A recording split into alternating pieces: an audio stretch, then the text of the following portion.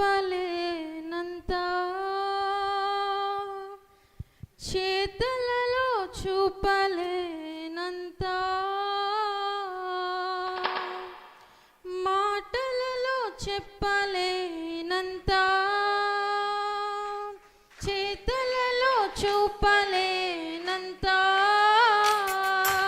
చాలా చాలా చాలా చాలా చాలా గొప్పోడు, చాలా చాలా చాలా చాలా చాలా మంచోడు, చాలా చాలా చాలా చాలా చాలా గొప్పోడు, చాలా చాలా చాలా చాలా చాలా మంచోడు, చాలా గొప్పోడు, చాలా చాలా గొప్పోడు.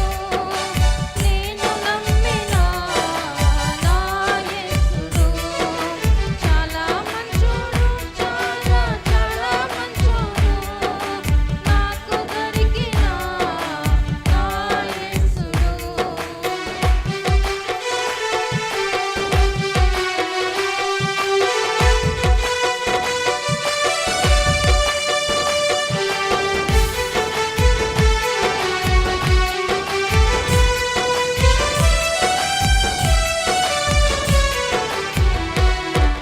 తన పాప శిక్షను తాను మోసెను, నా కొరకు కలువరిలో త్యాగమాయెను.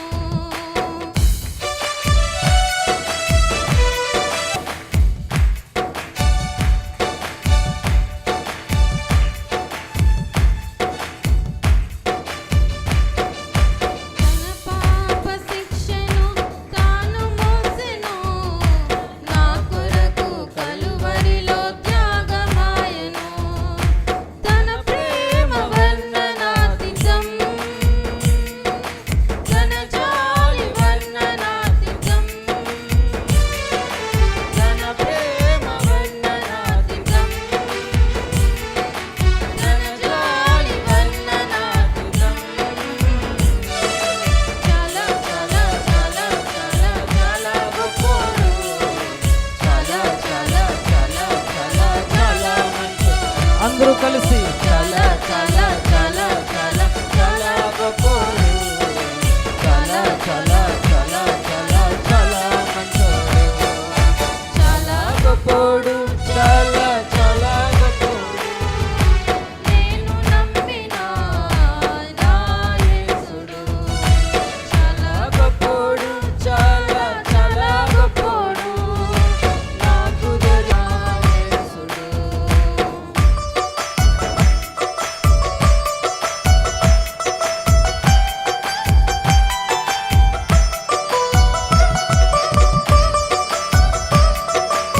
జగమంతా వెదకిన ప్రాణయాలు తన ప్రేమ వర్ణనాతీతం, తన జాలి వర్ణనాతీతం, తన ప్రేమ వర్ణనాతీతం, తన జాలి వర్ణనాతీతం.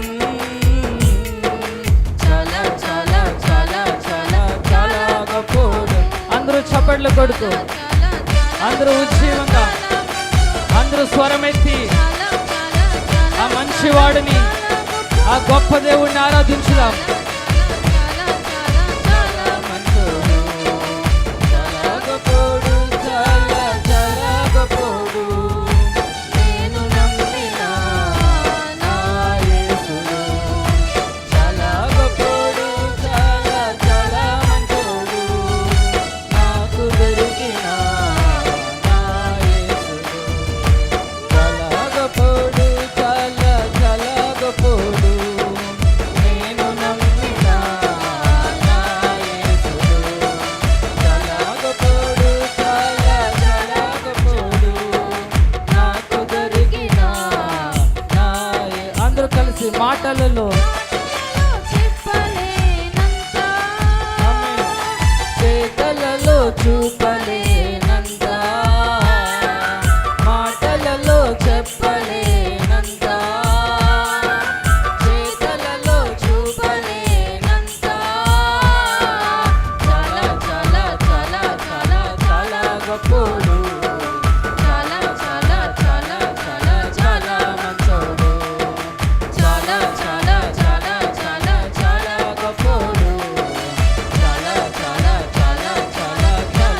మరొకసారి అందరూ కలిసి చాలా చాలా చాలా చాలా చాలా గొప్పోడు, చాలా చాలా చాలా చాలా చాలా మంచోడు, చాలా చాలా చాలా చాలా చాలా గొప్పోడు, చాలా చాలా చాలా చాలా చాలా మంచోడు.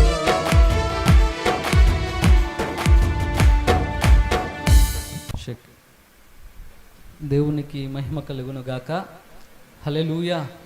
మరి ఈ సమయం ఇచ్చినటువంటి దేవాది దేవునికి, మరి స్థానిక దైవజనులు, మరి పాస్టర్ గారికి, మరి వారి కుటుంబానికి, మరి ప్రత్యేకంగా ఈ యవనస్తుల కూడిక కొరకే శ్రద్ధ తీసుకుని మరి ఏర్పాటు చేసినటువంటి తమ్ముడికి, మరి చేరి వచ్చిన యవన బిడ్డలందరికీ కూడా ప్రత్యేకమైనటువంటి వందనాలు తెలియజేస్తూ ఉన్నాను. అందరికీ నా వందనాలండి. అందరూ బాగున్నారా? మేము క్షేమంగా ఉన్నాం. మరి ఈ రాత్రి కాల సమయంలో మీ మధ్యకు రావడానికి ఆ ప్రభు కృప చూపించారు. మరి మీ సహవాస సంఘంలో దోబిషర్లలో మరి కొన్ని సంవత్సరాల క్రితం క్రిస్మస్లో వాడబడ్డానే ప్రభు కృప చూపించారు. మరి చింతాయిగూడెం అయితే రావడం మొదటిసారి, మీ మధ్యకు మొదటిసారి వచ్చి మరి దేవుడు నా హృదయంలో ఉంచినటువంటి మాటలు పంచుకోవడానికి ప్రభు కృప చూపించారు. అందును బట్టి సమస్త మహిమ ఘనత ప్రభునకే కలుగునుగాక. హల్లెలూయా. మరి యవనస్తులుగా మనమంతా కూడా దైవ సన్నిధానంలో చేరి ఉన్నాం. మరి చాలా భారముతో ప్రత్యేకంగా నేను ఆ పోస్టర్లో ఆ పేరు చూసినప్పుడే చాలా సంతోషం అనిపించింది. ఏంటంటే యవనస్తుల ఉజ్జీవ కూడికలు. దేవునికి మహిమ కలుగునుగాక. ఎక్కడైనా యవనస్తుల సభ అంటారు, లేదా ఒక్కరోజుతో యేసుతో ఒక్కరోజు అని. చాలా రోజులు చాలా సందర్భాల్లో చాలా సంఘాలలో కేవలం ఒక్కరోజు రిట్రీట్ పెడతారు. అది కూడా పగల పొద్దున్న నుంచి సాయంత్రం వరకు జరుగుతాయి. కానీ మరి సృజన్కి మరి అయ్యగారు చెప్పారో లేకపోతే మరి దేవుడే దర్శించి ఆ పేరు పెట్టాడో కానీ యవనస్తుల ఉజ్జీవ కూడికలు. మరి యవనస్తులు ఉజ్జీవింపబడాలి అని, మరి యవనస్తులు సంఘములో దేవుని కొరకు వాడబడాలి అని, ప్రస్తుత సమాజంలో దేవుని కొరకు నిలబడాలి అని చెప్పి మరి ఉజ్జీవ కూడికలను ప్రత్యేకంగా యవనస్తుల కొరకు ఏర్పాటు చేయడం జరిగింది. కాబట్టి యవనస్తులుగా మీరు ఉదయం నుంచి స్కూల్కో కాలేజీలకో పనులకో వెళ్ళి ఈ స్థలానికి వచ్చి ఉండొచ్చు, కాస్తంత అలసట మీలో ఉండొచ్చు. కానీ ఉజ్జీవ కూడికలు కాబట్టి యవనస్తులుగా కాస్తంత ఉజ్జీవంగా ఈ కూడికలో పాల్గొందాం. దేవునికి మహిమ కలుగును గాక. అన్నలు కాస్త నవ్వుతూ చేతులు పైకెత్తి స్తోత్రం చెప్పండి. హల్లెలూయా, హల్లెలూయా. మీరు నవ్వుతే చాలా బాగున్నారు. అలా కాస్త సీరియస్గా కాకుండా కాస్త నవ్వుతే ప్రయత్నం చేయండి. నేను ఎక్కువసేపు ఏం మిమ్మల్ని విసిగించిన కానీ మనము అలసట వచ్చి నిద్ర వచ్చే లోపలని ఈ స్థలం విడిచి వెళ్దాం. దేవునికి మహిమ కలుగును గాక. మరి నేరుగా వాక్యంలోనికి వెళ్దాం. అందరూ మీ పరిశుద్ధ గ్రంథాలను తెరిచినట్లయితే ఎఫెసీలకు రాసిన పత్రికలో నుండి ఒక మాట. ఎఫెసీలకు రాసిన పత్రిక 6వ అధ్యాయము 10వ వచనం నుంచి ఒకసారి చదువుదాం. 10వ వచనం. తుదకు ప్రభు యొక్క మహాశక్తిని బట్టి ఆయన యందు బలవంతులయుండుడి. చిన్న ప్రార్థన. పరిశుద్ధుడా మీకు స్తోత్రం. చదవబడిన లేఖన భాగం మీరు ఇచ్చినది, మాట్లాడుతున్న వారు మీరు, ఈ రాత్రి వింటున్న మేమంతా మీ ప్రజలం. ఈ రాత్రి మీరు మాతో మాట్లాడి మమ్మను బలపరచమని యేసు నామంలో ప్రార్థిస్తున్నాము తండ్రి, ఆమేన్. దేవునికి మహిమ కలుగును గాక. హల్లెలూయా. దేవుని బిడ్డలారా, ఇక్కడ ఈ ఎఫెసీలకు రాసినటువంటి పత్రికలో ఒక చక్కని మాటను మనం చూస్తూ ఉన్నాం. ఏమనంటే, తుదకు ప్రభు యొక్క మహాశక్తిని బట్టి ఆయన యందు బలవంతులై ఉండుడి. ఈ మాట రాస్తున్నది ఎవరు అంటే అపోస్తులుడైనటువంటి పౌలు గారు. దేవునికి మహిమ కలుగును గాక. అపోస్తులుడైనటువంటి పౌలు గారు ఈ ఎఫెసీలో ఉన్నటువంటి సంఘానికి ఉత్తరం రాస్తూ ఉన్నాడు. ఉత్తరం రాస్తూ ఈ చివరి అధ్యాయంలో 6 అధ్యాయాలు రాస్తాడండి ఈ సంఘానికి.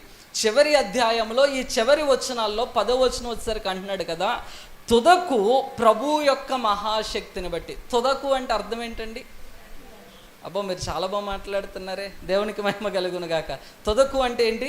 చివరిగా, అంటే ఫైనల్గా, చివరిగా నేను చెప్పేది ఏంటి అంటే ప్రభు యొక్క మహాశక్తిని బట్టి మీరు బలవంతులై ఉండుడి.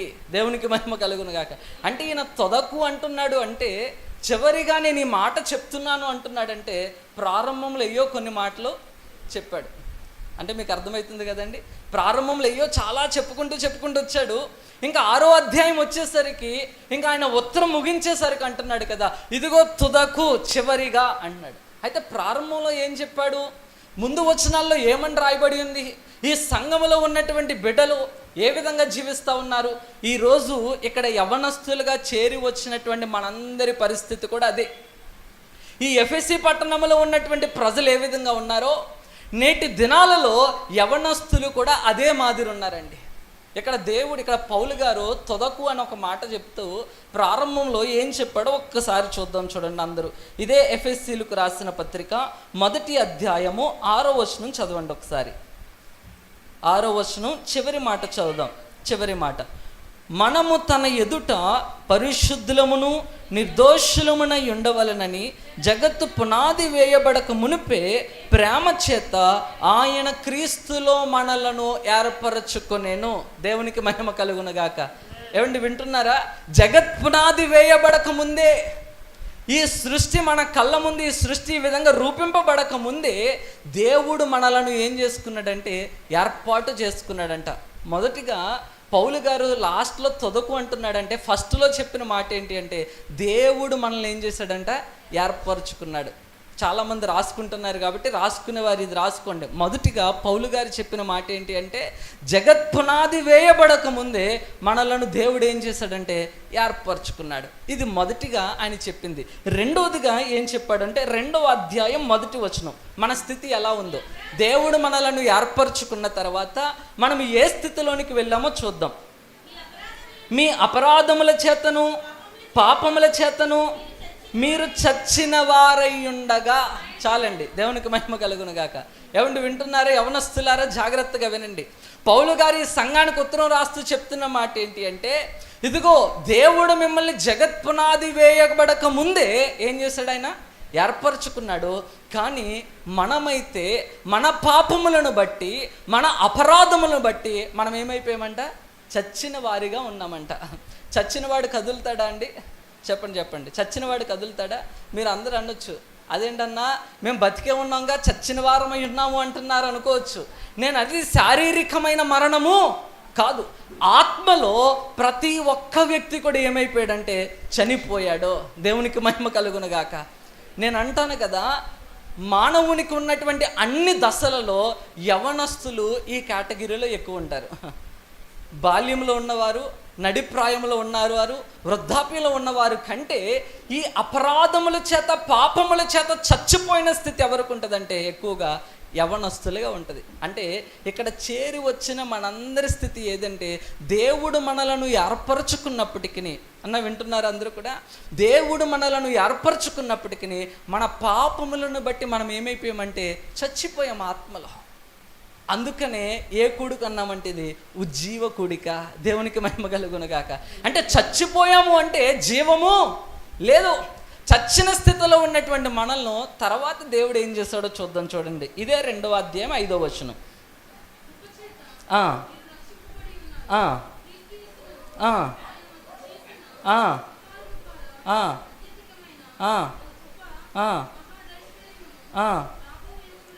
రెండో అధ్యాయము 5వ వచనం.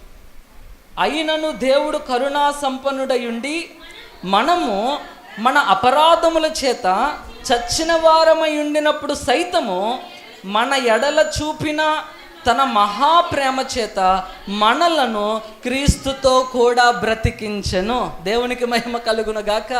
చెప్పండి, ముందు ఆయన ఏర్పరచుకున్నాడు మనల్ని. ఏమి కదలని స్థితిలో ఆత్మీయ జీవితంలో చచ్చిపోయిన మనలను ఆయన ప్రేమ చేత మనల్ని ఏం చేశాడంట? బ్రతికించాడంట. దేవునికి మహిమ కలుగునుగాక. ఎంత గొప్ప ధన్యత చూడండి, ఎంత గొప్ప ఆధిక్యత చూడండి. ఆత్మీయ స్థితిలో చనిపోయిన మనలను ఆ విధంగా విడిచిపెట్టక ప్రభువు మనల్ని ఏం చేశాడంటే బ్రతికించాడు. బ్రతికించడమే కాదు కానీ 7వ వచనం కూడా చూద్దాం. క్రీస్తు యేసునందు మనలను ఆయనతో కూడా లేపి పరలోకమందు ఆయనతో కూడా కూర్చుండబెట్టెను. దేవునికి మహిమ కలుగునుగాక. మొదటిగా ఏర్పరచుకున్నాడు. రెండవదిగా మనం ఏమైపోయాం? చచ్చిన శవంలాగా పడున్నాం. చనిపోయినోడు పడుకుంటాడా కూర్చుంటాడా? ఆ పడిపోయిన శవంలా పడున్నాం.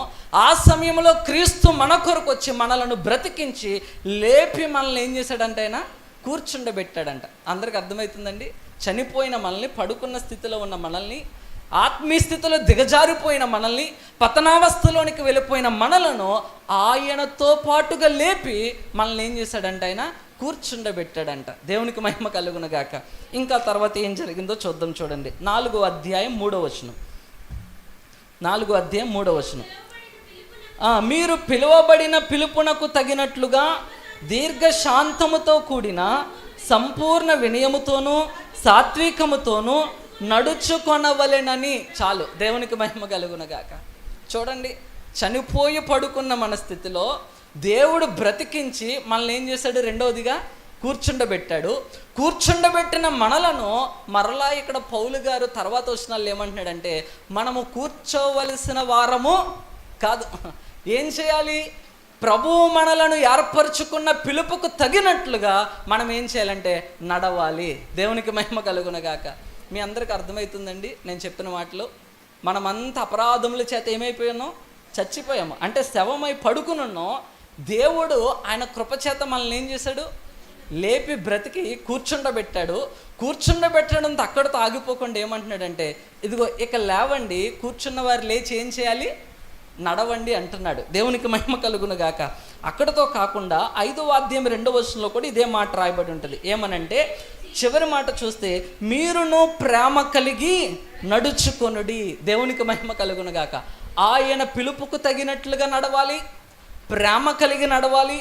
5:15 ప్రకారము అజ్ఞానుల వలె కాక జ్ఞానుల వలె ఏం చేయాలంటే నడవాలి. దేవునికి మహిమ కలుగును గాక. ఇంకా నేను సందేశంలోనికి వస్తున్నాను, చాలా జాగ్రత్తగానండి. ఇది ఒక చిన్న ఉపోద్ఘాతం. ఎందుకు పౌలు గారు తుదకు అన్నాడంటే, చివరిగా మీరు ఒక పని చేయాలి అని ఎందుకు చెప్తున్నాడంటే, ఇదిగో ఇప్పటి వరకు మీరు చచ్చిపోయి ఉన్నారు, దేవుడు ఏం చేశాడు, మిమ్మల్ని బ్రతికించాడు, కూర్చుండబెట్టాడు, నిలబెట్టాడు, మిమ్మల్ని ఏం చేశాడు, ఆయన నడిపించాడు. మనం ఏం చేస్తామంటే అక్కడ ఆగిపోయాం, కానీ మనలో ఏమి లేదంటే ఉజ్జీవము లేదు. పౌలు గారు ఇవన్నీ చెప్పి కూర్చున్నారు మంచిదే, నడుస్తున్నారు మంచిదే, ఎక్కడితో ఆగిపోకూడదయ్యా. యవనస్తులుగా మనం ఏం చేయాలి ఈ లోకంలో? కూర్చుంటే సరిపోద్దా, నిలబడితే సరిపోద్దా, నడిస్తే సరిపోద్దా అంటే సరిపోదు. మరి పౌలు గారు తుదకు ఏం చేయమంటున్నాడు మనల్ని? ఈ లోకంలో బ్రతుకుతున్న మనల్ని ఆయన చివరికి ఏం చేయమంటున్నాడో ఇప్పుడు 6వ అధ్యాయానికి వద్దాం. ఇందాక చదివిన మాటలో 6వ అధ్యాయము 10వ వచనము 11వ వచనం. తుదకు ప్రభు యొక్క మహాశక్తిని బట్టి ఆయన యందు బలవంతులయుండుడి, మీరు అపవాది తంత్రములను ఎదిరించుటకు శక్తిమంతులగునట్లు దేవుడిచ్చు సర్వాంగ కవచమును ధరించుకొనిడి.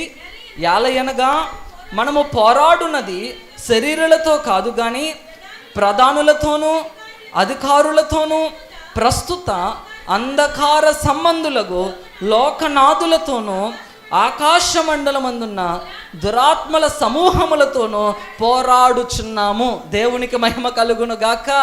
హల్లెలూయా.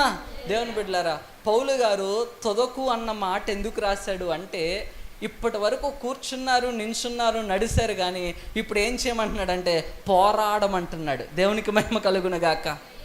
ఈరోజు ప్రతి యవ్వనస్తుడు చేయవలసిన పని ఏంటి అంటే పోరాడాలి. దేవునికి మహిమ కలుగును గాక. కానీ మన పోరాటాలు చాలా రకాలుగా ఉంటాయి కదండి. ఇంట్లో చాలా పోరాటాలు ఉంటాయి. తల్లిదండ్రులతో పోరాటం, అన్న చెల్లెలతో పోరాటం, అక్క తమ్ముళ్ళతో పోరాటం, స్నేహితులతో ఒక పోరాటం, బంధువులతో ఒక పోరాటం, చాలా రకాలైనటువంటి పోరాటాలు ఉన్నాయి. కానీ మనం అర్థం చేసుకోవాల్సింది ఏంటంటే దేవుని బిడ్డలారా, మనము పోరాడేది శరీర సంబంధులతో కాదు. చాలా ప్రత్యేకంగా రాశాడు ఆయన. ఈరోజు యవనస్తుల పోరాటాలన్నీ వేరుగా ఉన్నాయి. ఒక అమ్మాయి ప్రపోజ్ చేసిన తర్వాత యాక్సెప్ట్ చేసేదాకా పోరాటమే. దేవునికి మహిమ కలుగును గాక. చాలా పోరాటం, అది తెలియని యుద్ధం, మహాయుద్ధం ప్రకటిస్తాం. చాలా అన్నం తినకుండా, ఇంకా ఎక్కడికి ప్రార్థనకి వెళ్ళకుండా, కాలేజీలు మానేసి అన్నీ బంకు కొట్టి, అది చిన్న పోరాటం అంటారా? చిన్న పోరాటము కాదు. అమ్మాయి లవ్ యాక్సెప్ట్ చేసేదాకా చాలా పోరాటమే. పోనీ అమ్మాయిలు ఏమన్నా తక్కువ అంటే అమ్మాయిలు ఏమి తక్కువేమి అస్సలా కాదు. వీళ్ళు చేసే పోరాటాలు వీరు చేస్తారు. అలిగితే చాలు, ఇంకా ప్రార్థనలో వేసే ఆ ముసుగు మళ్ళీ ఇంట్లో వస్తుంది, ఇంకా గదిలో మంచమే పడుకుంటారు, అన్నం కూడా తినరు. అంటే చాలా రకాలైన పోరాటాలు చేస్తారు. ఇది ప్రేమ గురించిన ఒక పోరాటం అయితే, అబ్బాయిలకు కూడా కాస్తంత యవ్వన ప్రాయం వచ్చేసరికి, అంటే ఒక 10th క్లాస్ ముగిస్తున్నాడు అనేసరికి తల్లిదండ్రులతో పోరాటం. ఏం కావాలని ఫోన్ కావాలని. ఇది ఒక పోరాటం. ఎన్ని న్యూస్లు చూడలేదండి? 10th క్లాస్ అయిన తర్వాత వాళ్ళ తల్లిదండ్రులు ఫోన్ ఇవ్వలేదని ఆత్మహత్య చూసారా లేదా? అంటే అటు చూడండి ఎలాంటి పోరాడుతున్నాడో. అంటే ఒక యవనస్తుడుగా ఈ లోకంలో దేవుడు ఒక వ్యక్తిని పుట్టించిన తర్వాత ఎటువంటి పోరాటము చేయాలో కూడా అర్థం కాని స్థితిలోనికి నేడు యువత జీవిస్తూ ఉన్నారు దేవుని బిడ్డలారా. ఒక ఫోన్ కోసం పోరాటం, ఒక అమ్మాయి కోసం పోరాటం, ఒక అబ్బాయి కోసం పోరాటం, ఒక బండి కొనుక్కోవడానికి పోరాటం, కారు కొనుక్కోవడానికి పోరాటం, ఈ లోకంలో విలాసవంతమైన జీవితాలు జీవించడానికి పోరాటం. నా మాట అవునంటారా కాదంటారా? చాలా రకాలైన పోరాటాలు ఉన్నాయి. కానీ దేవుని బిడ్డలుగా మనము చాలా జాగ్రత్తగా వినండి. ఈ పోరాటాలన్నీ లోక సంబంధులు చేసేవి. క్రైస్తవులు చేయవలసిన పోరాటాలు ఇవి కాదండి. క్రైస్తవుడు ఒక బండి కోసమో, ఒక అమ్మాయి కోసమో, ఒక అబ్బాయి ప్రేమ కోసమో ఈ లోక సంబంధమైన విలాసవంతమైన జీవితాన్ని జీవించడానికి పోరాటాలు ఏ క్రైస్తవుడు క్రైస్తవురాలు చేయకూడదు. ఒకవేళ మీరు అటువంటి పోరాటాల్లో ఉన్నారేమో ఈరోజే నిష్క్రమించుకోండి, దాని నుంచి ఈరోజే విరమించుకోనండి. పౌలు గారు ఇక్కడ తుదకు అని ఒక మాట చెప్తా ఉన్నాడు. అయ్యా, మన పోరాటము వేరే ఏదో ఉంది. ఇప్పటి వరకు చాలా రకాలుగా పోరాడం మనము. కానీ దేవుని బిడ్డలారు చాలా జాగ్రత్తగా గమనించండి. పౌలు గారు ఊరకనే పోరాడమంటలా, చచ్చిపోయిన మనలను, వింటున్నారా, పాపముల చేత అపరాధముల చేత చచ్చిపోయిన మనలను క్రీస్తుతో కూడా ఏం చేశాడంటే ఆయన మనలను బ్రతికించాడు. దేవునికి మహిమ కలుగును గాక. 2 చేతులు పైకెత్తి చెప్పండి హల్లెలూయా. అంటే చనిపోయిన మనలను లేచి కూర్చుండబెట్టి నడిపించడం నేర్పించి ఇప్పుడు ఏమంటున్నాడంటే మనల్ని పోరాడమంటున్నాడు. దేవునికి మహిమ కలుగును గాక. కానీ ఈ పోరాటము అంత సాధ్యమైనదేమీ కాదండి. దేవునికి మహిమ కలుగును గాక. ఎందుకంటే ఈ పోరాటము కంటికి కనబడే వాటితో కాదు. వింటున్నారు అందరూ కూడా? ఈ పోరాటము కంటికి కనబడేది కాదు. అక్కడ చదివాము కదా, ఒకసారి మరలా మాట చదవండి. దేనితో పోరాడాలి? యాలయనగా మనము పోరాడునది శరీరులతో కాదు కానీ ప్రధానులతోనూ ప్రస్తుత అంధకార సంబంధులకు లోకనాథులతోనూ ఆకాశమండలమందున్న దురాత్మల సమూహముతో పోరాడుచున్నాము. దేవునికి మహిమ కలుగును గాక. దేవుని బిడ్డలారా, ఈ లోకంలో చూస్తున్నటువంటి పోరాటాలే కాదు, దానికన్నా ప్రాముఖ్యమైన పోరాటం గురించి బైబిల్లో ఒకటి రాయబడి ఉంది. ఈ పోరాటము ఏదో ప్లే గ్రౌండ్లో ఆడుకునే పోరాటము కాదు ఇది. ఈ పోరాటము బ్యాటిల్ గ్రౌండ్లో ఆడే పోరాటం ఇది. దేవునికి మహిమ కలుగును గాక. ప్లే గ్రౌండ్లో ఏదో క్రికెట్ కోసం, ఫుట్బాల్ కోసం, వాలీబాల్ కోసం పోటీ పడి పోరాడే పోరాటము కాదండి ఇది. ఇదే పోరాటం అంటే బార్డర్లో ఉండి సైనికులు పోరాడతారు చూసారా బ్యాటిల్ గ్రౌండ్లో, ఆ పోరాటం గురించి మాట్లాడుతున్నాడు. ఎందుకు పౌలు గారు ఈ విషయం చెప్తున్నాడంటే, ఈ పత్రికను పౌలు గారు చెరసాలలో ఉండి రాస్తున్నాడండి. ఎక్కడుండి? చెరసాలలో, జైల్లో ఉండి రాస్తున్నాడు. జైల్లో బహుశా ఆయన కళ్ళ ముందు ఎవరు కనపడుతున్నారంటే ఈ రోమా సైనికులు కనపడుతున్నారు.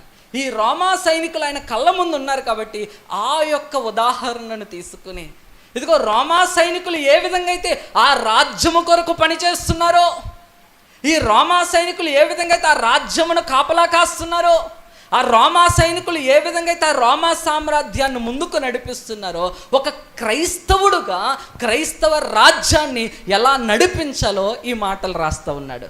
దేవునికి మహిమ కలుగును గాక. ఏవండి, మీరు చెప్పండి, మీ అందరికి ఒక ప్రశ్న. పోరాటంలోనికి, మిలిటరీలోకి యవనస్తుల్ని తీసుకుంటారా, ముసలోళ్ళని తీసుకుంటారా? మీరు కొంచెం గట్టిగా చెప్పాలి. చాలా బాగా చెప్తున్నారు, కొంచెం గట్టిగా చెప్పాలి. యవనస్తుల్ని. దేవునికి మహిమ కలుగును గాక. అదే వాడు పిల్లోడైనా తీసుకుంటారా? అయ్యో, చిన్నపిల్లోడికి ఇప్పటి నుంచి నాకు ట్రైనింగ్ ఇస్తే పెద్ద అయ్యేసరికి నేను మంచి పోరాట యోధుని అవుతాడంటే ఊరుకుంటారా? వాడికంటే ఒక ఏజ్ కావాలి, ఒక హైట్ కావాలి, ఒక వెయిట్ కావాలి. ఇవన్నీ ఉంటేనే వాడిని ఎక్కడ సెలెక్ట్ చేసుకుంటారంటే ఆర్మీలోకి సెలెక్ట్ చేసుకుంటారు. అంటే యవనస్తులే అవసరం పోరాడడానికి. దేవునికి మహిమ కలుగును గాక. అందుకనే ఈ వచనాల్లో మనము చూస్తే యవనస్తులు అందరూ కూడా ఎక్కడ ఉండాలి అంటే పోరాటముల యుద్ధ భూమిలోనికి రావాలి. దేవునికి మహిమ కలుగును గాక. చచ్చిన స్థితిలో మనం ఉండడానికి వీలు లేదు. ఎందుకంటే చచ్చిన మనలను క్రీస్తు ఏం చేశాడంటే బ్రతికించాడండి.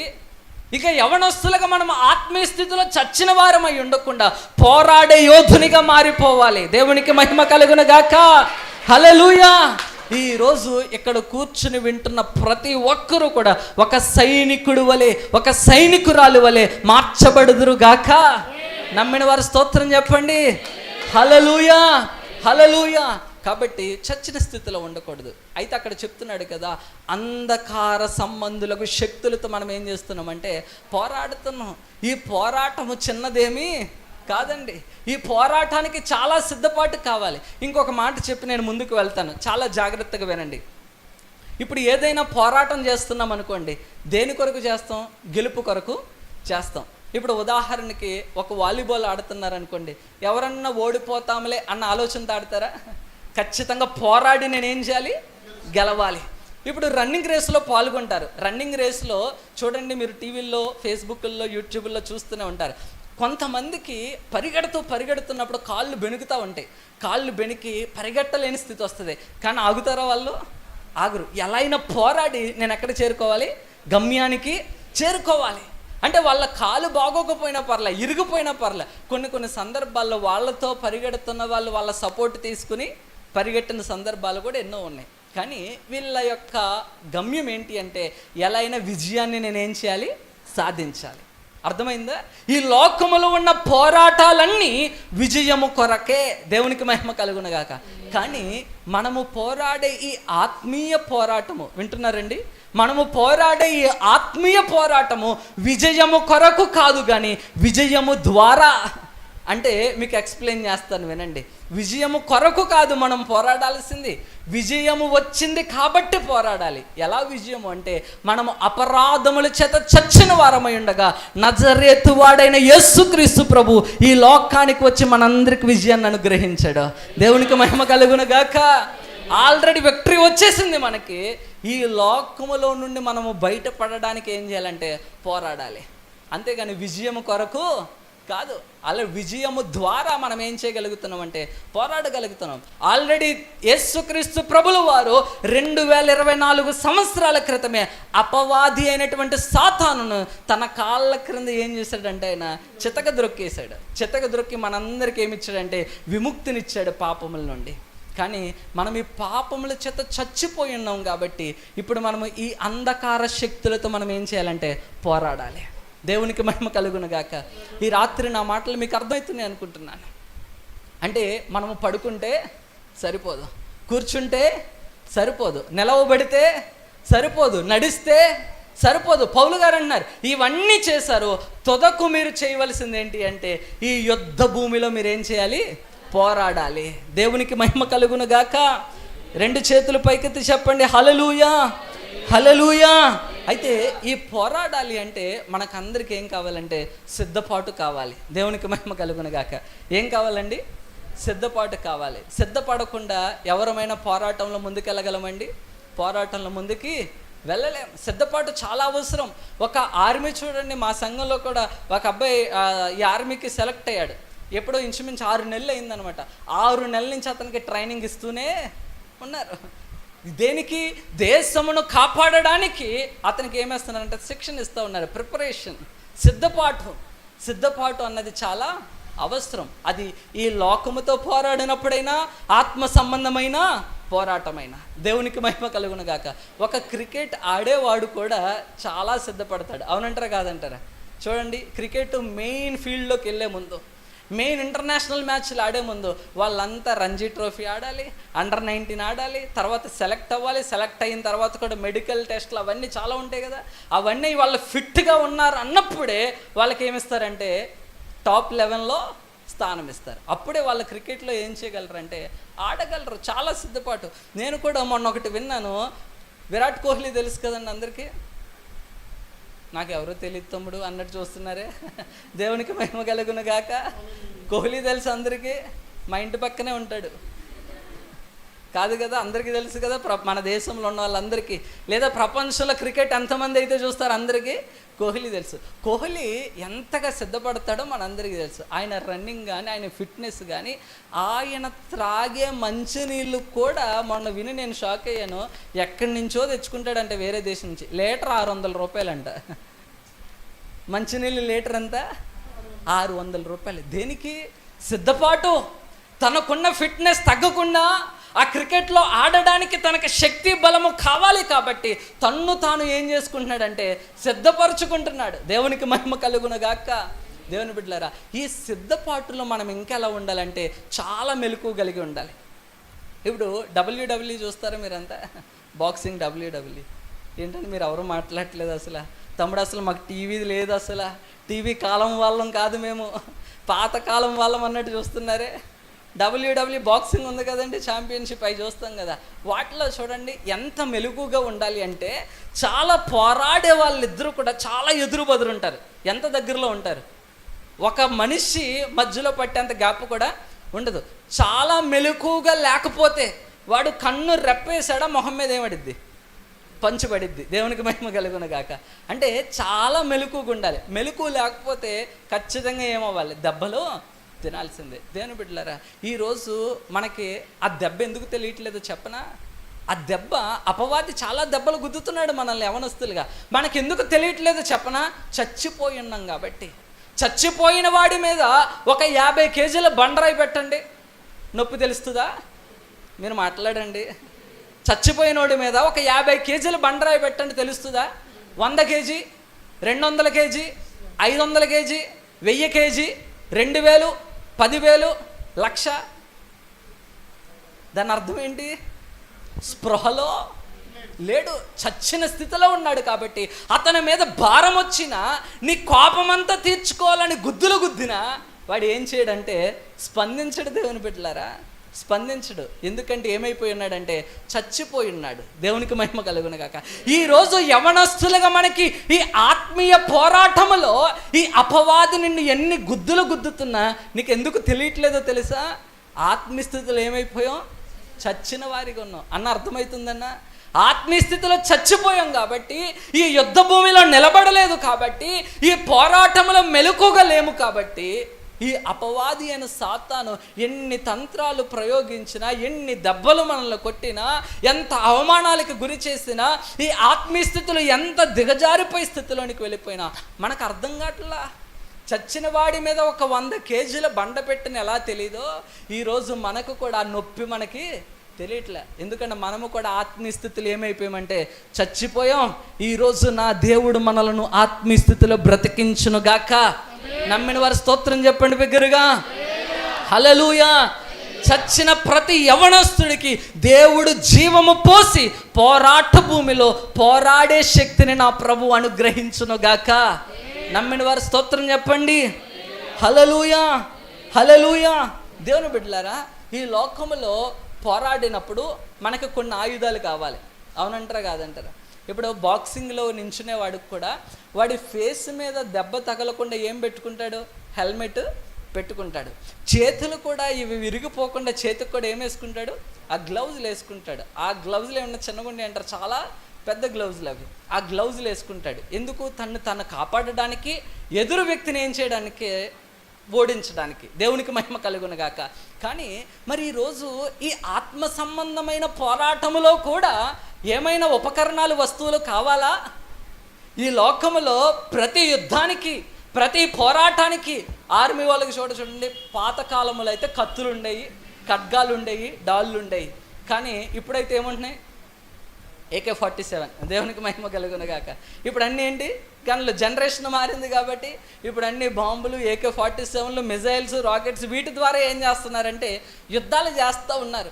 పౌలు గారు కూడా ఈ కాలంలో వాడైతే దానికి సంబంధించిన మాటలే రాదుడు.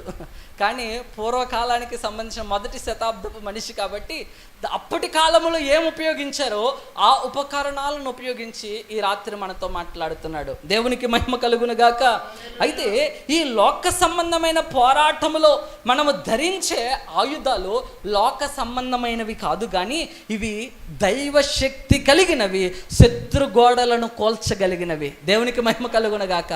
మన కంటికి కనబడినటువంటి అపవాది ఉన్నాడు చూసారా, ఆ కంటికి కనబడిన అపవాదిని కోల్చడానికి దేవుడే మనకేమిస్తాడంటే శక్తిని అనుగ్రహిస్తాడు. అందుకనే ప్రారంభంలో చదివాం కదా, తుదకు దేవుని మహాశక్తిని బట్టి మీరు ఏమై ఉండండి, బలవంతులై ఉండండి.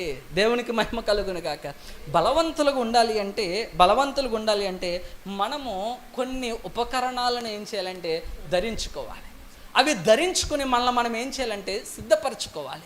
ఈరోజు యవనస్తులుగా మీరు అడగొచ్చు, ఒకవేళ ఎవరికైనా ప్రశ్న ఉందేమో, నేను అపరాధముల చేత చచ్చిపోయాను అంటున్నావు కదా, నాకు నొప్పి కలగట్లేదు అంటున్నావు కదా, మరి నేను ఎలా లేవగలను, నేను ఎలా ఈ యుద్ధ భూమిలో పోరాడగలను, చచ్చిన స్థితిలో ఉన్న నేను ఈ యుద్ధములో నిలవగలనా అన్న ప్రశ్న నీకుంటే, అన్న నేను చెప్తున్నాను వాక్యాన్ని బట్టి, నువ్వు ఖచ్చితంగా పోరాడి గెలవగలవు.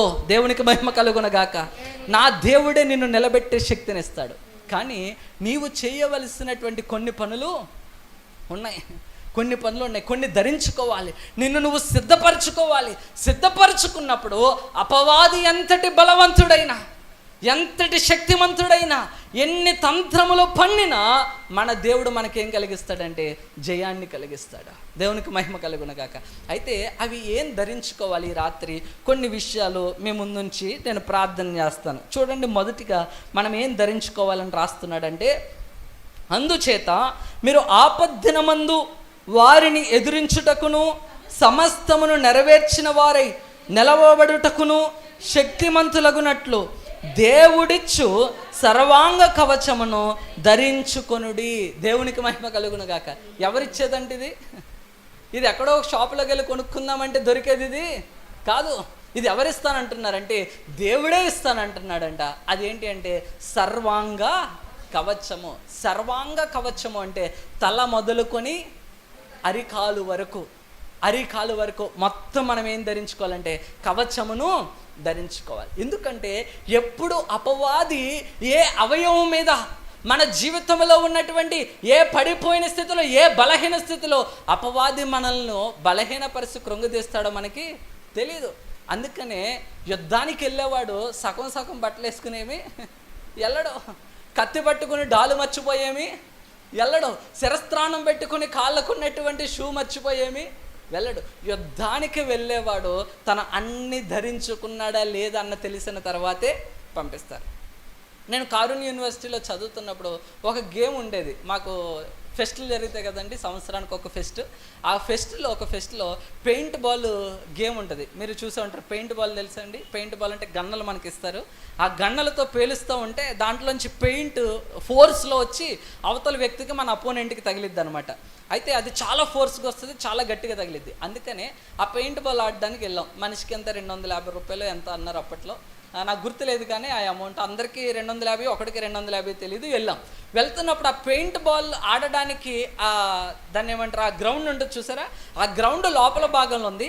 ఆ బయట ఏం చేస్తున్నారంటే, ఈ లోపలికి టికెట్ తీసుకుని వెళ్ళే వాళ్ళందరినీ కూడా సిద్ధపరుస్తున్నారు. ఎలా సిద్ధపరుస్తున్నారంటే, మాకు తల మొదలుకుని అరికాలు వరకు మొత్తం మాకేమేశారంటే వాళ్ళు ఇచ్చే కవచాలను ధరింపజేశారు. అంటే మేము వేసుకెళ్ళిన బట్టలు కాదు, కానీ ఆ ఫోర్స్లో, గన్నలో నుండి వచ్చే ఆ ఫోర్స్లో వచ్చే పెయింట్ బాల్ మనకు తగిలినా నొప్పి తగలకుండా ఉండే కాస్త స్పాంజ్లాగా ఉంటే చూసారా దుస్తులు, ఊలు దుస్తులు, ఆ దుస్తులు ధరించి తలకి హెల్మెట్ పెట్టి కాళ్ళకు షూ వేసి అప్పుడు మమ్మల్ని ఎక్కడ పంపించారంటే లోపలికి పంపించారు. అంటే మాకు తల మొదలుకున్న అరికాల వరకు ఎక్కడ కూడా ఏం లేదంటే గ్యాప్ లేదు.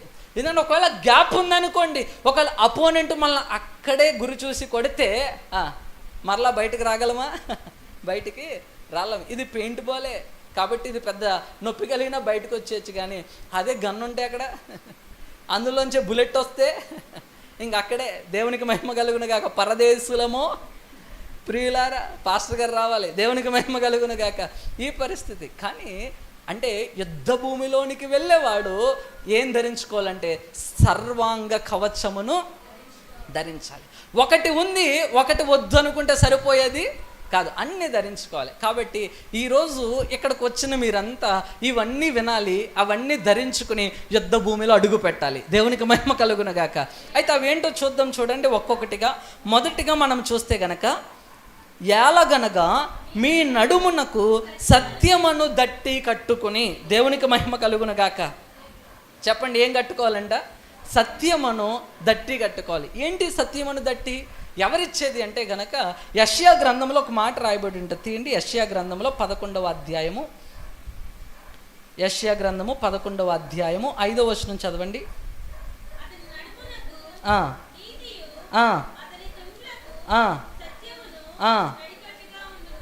సత్యమును నడికట్టుగా ఉండును. దానితో పాటు 59వ అధ్యాయం కూడా తీయండి. యెషయా గ్రంథము 59వ అధ్యాయము 14వ వచనం.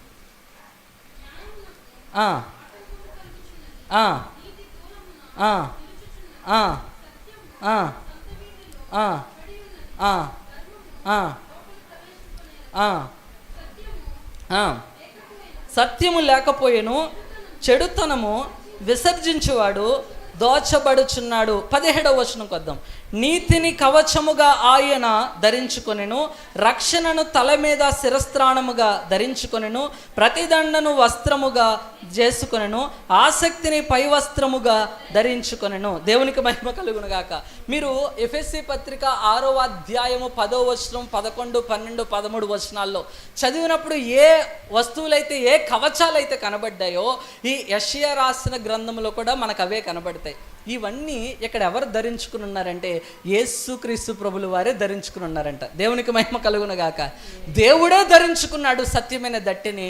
ఇప్పుడు మనల్ని యుద్ధ భూమిలోనికి వెళుతున్నటువంటి మనల్ని కూడా ఏం ధరించుకోమంటున్నాడంటే సత్యమనే దట్టిని ధరించుకోవాలి. దేవునికి మహిమ కలుగును గాక. దేవుని బిడ్డలారా, ఈ సత్యం అనే దట్టి ఎక్కడ కట్టుకోవాలంటే నడానికి కట్టుకోవాలంట. నడానికి ఎందుకనంటే ఈ నడుమునకు కట్టుకున్నది మన వస్త్రములు జారిపోకుండా ఏం చేస్తుందంటే కాపాడిద్ది. ఇది ఎక్కువగా పురుషులకి తెలుసు కదండి. మనం ప్యాంట్ వేసిన ప్రతిసారి ప్యాంట్కి ఏం పెట్టుకుంటాం? బెల్ట్ పెట్టుకుంటాం. ఎందుకు? వస్త్రములను ఏం చేస్తుందా బెల్ట్? ప్యాంట్ జారిపోకుండా కాపాడిద్ది. ఇప్పుడైతే వేరే ట్రెండ్ ఉందిలేండి, ఆ బెల్ట్ లేకుండా వాడే జారగొట్టుకుని నడుస్తున్నాడు. దేవునికి మహిమ కలుగును గాక. ఈరోజు కూడా మరి మీరు చూసారో లేదో, ముఖేష్ అంబానీ కొడుకు పెళ్ళికి జస్టిన్ బీబర్ వచ్చాడు. ప్రపంచ ప్రఖ్యాతిగాంచిన ఫేమస్ సింగర్. ఆ జస్టిన్ బీబర్ యొక్క వీడియో ఏదో ఫేస్బుక్లోని యూట్యూబ్లో వచ్చింది. పొద్దున్నే చూశాను. చూస్తే ఆయనకి ఒంటి మీద బట్టలు ఉన్నాయి కానీ సగం నుంచి ఉన్నాయి బట్టలు. ప్యాంట్ ఎక్కడికి లేదు, ప్యాంట్ ఎక్కడికి ఉంది. నా మాట అబద్ధం అనుకుంటే మీరు ఇంటికి వెళ్ళిన తర్వాత యూట్యూబ్లో Mukesh Ambani wedding Justin Bieber అని కొట్టండి, కనపడుతుంది. దేవునికి మహిమ కలుగును కాక. ఇంకా ఆయనకి బెల్ట్ అక్కర్లో, దానికి ఆయనే ప్యాంట్ ఎక్కడ కట్టుకున్నాడు. కానీ ఈ బెల్ట్ మనకేం చేస్తుందంటే, వస్త్రంలో ఏం చేస్తుందంటే కాపాడిద్ది, ఒక వ్యక్తిని కాపాడిద్ది. దేవుని బిడ్డలారా, సత్యము కూడా మనల్ని ఏం చేయగలదంటే కాపాడగలదు. దేవునికి మహిమ కలుగును గాక. కానీ నేటి దినాలలో సత్యం ఎక్కడుంది అంటే, అక్కడ మనం చదివాము కదా, ఈ ముందు మాటలో రాయబడింది, సత్యము సంత వీధులలో పడి ఉన్నది. అంటే ఈ లోకములో సత్యం అన్నది మనకి ఎక్కడా కూడా కనపట్లేదు. ఏమండి మీరు చెప్పండి, యవనస్తుడు ఎప్పుడన్నా నిజం మాట్లాడతాడా ఇంట్లో? చెప్పండి, ఇంట్లో నిజం మాట్లాడతాడా? సాయంత్రం 10 అయింది ఇంటికి వచ్చేసరికి, అమ్మ ఎక్కడికి వెళ్ళొచ్చావు అంటే అసలు ఎన్ని స్టోరీలు అంటే సినిమా డైరెక్టర్ కూడా సరిపోడు. దేవునికి మహిమ కలుగును గాక. అమ్మాయిలు కూడా తక్కువేమి కాదు, వీళ్ళు లేడీ డైరెక్టర్లు. వీళ్ళు ఎంత డైరెక్టర్లు అంటే, సాయంత్రం 5 గంటలకు కాలేజ్ అయిపోద్ది. అమ్మకి తెలుసు 5 గంటల బస్సు ఎక్కితే ఇంటికి ఎన్నింటికి వస్తుంది? 5:30కి రావాలి, ఒక అర్ధగంట లేకపోతే 6ంటికి రావాలి. అయితే ఒకరోజు 7 అయింది, అమ్మ బయట పరిస్థితులు బాగాలేదు, సమయం 6ంటికి రావాల్సినవు, నువ్వు ఎన్నింటికి వచ్చావు? 7. ఇప్పుడు దాకా ఎక్కడికి వెళ్ళావంటే అస్సలు నటిస్తాం. దేవునికి మహిమ కలుగును గాక. ఆ నటన ఎలా ఉంటుందంటే, అమ్మ కాలేజీ నుంచి బయటకు వచ్చాను, మా సార్ ఒక నోట్స్ ప్రింట్అవుట్ తీసుకోమన్నారు, అలా జిరాక్స్ షాపులోనికి వెళ్ళేసరికి బస్సు. అబ్బో మీరు చాలా బాగా చెప్తున్నారే, ఇవి పాటించారా? దేవునికి మహిమ కలుగును గాక. ఆ ప్రింట్అవుట్ ఆడికి డబ్బులు ఇచ్చి వచ్చేసరికి బస్సు ఏమైపోయింది? వెళ్ళిపోయిందమ్మా. అందుకనే మిస్ అయ్యాను. ఎన్నింటికి వచ్చాను? 7ంటికి వచ్చాను. సత్యం ఉందా? మన మాటల్లో సత్యం ఉందా? లేదు లేదు లేదు. మన మాటల్లో సత్యం ఉండదు. అన్ని కవర్ డ్రైవ్లు, ఎన్ని కవర్ డ్రైవ్లు చేస్తామంటే ఇంకా కోహ్లీ కూడా పనికిరాడు ఆ కవర్ డ్రైవ్లకి క్రికెట్లో. అంటే నేను కాస్త క్రికెట్ అప్పుడప్పుడు చూస్తానులేండి, అందుకనే క్రికెట్ని ఉదాహరణ తీసుకొస్తున్నాను. మరీ అంత పిచ్చిగా చూడను సుమా. ఎప్పుడన్నా ఖాళీ దొరికితే లీగ్ మ్యాచ్లు జరిగితే కానీ 11 మ్యాచ్లు, ఫైనల్ మ్యాచ్ జరిగింది కదా అదొకటి చూస్తాను. దేవునికి మహిమ కలుగును గాక. అందులో మన ఇండియా ఉంటేనే స్తోత్రం చెప్పండి ఒకసారి, 2 చేతులు పైకెత్తి హల్లెలూయా. అయితే ఈ లోకములో దేవుని బిడ్డలారా, యవనస్తులు ఏ ఒక్కరు కూడా ఏం మాట్లాడట్లేదంటే సత్యము మాట్లాడట్లేదు. అందుకనే ఈ భక్తుడు రాస్తూ ఉన్నాడు కదా, సత్యము ఎక్కడుందంటే సంత వీధిలో పడి ఉన్నది, నీతి దూరమున నిలుచుచున్నది, ధర్మము లోపలికి ఏం చేయట్లేదంటే ప్రవేశించట్లేదు, సత్యము లేకపోయేను. దేవునికి మహిమ కలుగును గాక. సత్యం అన్నది లేదంటండి. యవనస్తుడు ఈ యుద్ధ భూమిలో పోరాడగలగాలి అంటే మొదటిగా ఏం చేయాలంటే సత్యం అనే దట్టిని ధరించుకోవాలి. అంటే మన ఇంటిలో మనము అబద్ధము మాట్లాడకుండా ఎప్పుడు ఏం మాట్లాడాలి? సత్యమే మాట్లాడాలి. పాస్టర్ గారు, అమ్మ మొన్న 2 రోజులు యవనస్తుల కూడికలు జరిగినాయి, అమ్మ యూత్ మీటింగ్కి రాలేదే అంటే, పాస్టర్ గారు వద్దామనుకున్నానండి, అప్పుడే పనిలోకి వెళ్ళినప్పుడు కాలు ఏం చేసింది, నిప్పట్టేసిందండి, అందుకని నేను ఏం చేయలేకపోయాను, రాలేకపోయాను. మళ్ళీ ఇంకొకళ్ళు ఆడవాళ్ళు అయితే, పాస్టర్ పొద్దునుంచి పనికి వెళ్ళి వచ్చానండి, భయంకరమైన అబ్బా నేను పట్టుకుంటే చెప్పేస్తున్నారు మీరు. దేవునికి తలనొప్పి భయంకరంగా వచ్చిందండి, అసలు దుష్టుడు నన్ను ఏం చేయనివ్వలేదు. ఎవరంట చెప్పు, ఎవరంట? దుష్టుడు. మనం పాస్టర్ గారికే తిరిగి ఏం చెప్తాం, వాక్యం చెప్తాం. దేవునికి మహిమ కలుగును గాక. సత్యం ఉందా మన మాటల్లో? ఇంటిలో తల్లిదండ్రుల దగ్గర అబద్ధం, ఇక్కడ చర్చికి వచ్చిన తర్వాత సేవకుల దగ్గర అబద్ధం, స్కూల్లో టీచరు, అమ్మా ఈరోజు స్కూల్కి రాలేదంటే మీ తాత ఎన్నిసార్లు చచ్చిపోయాడు,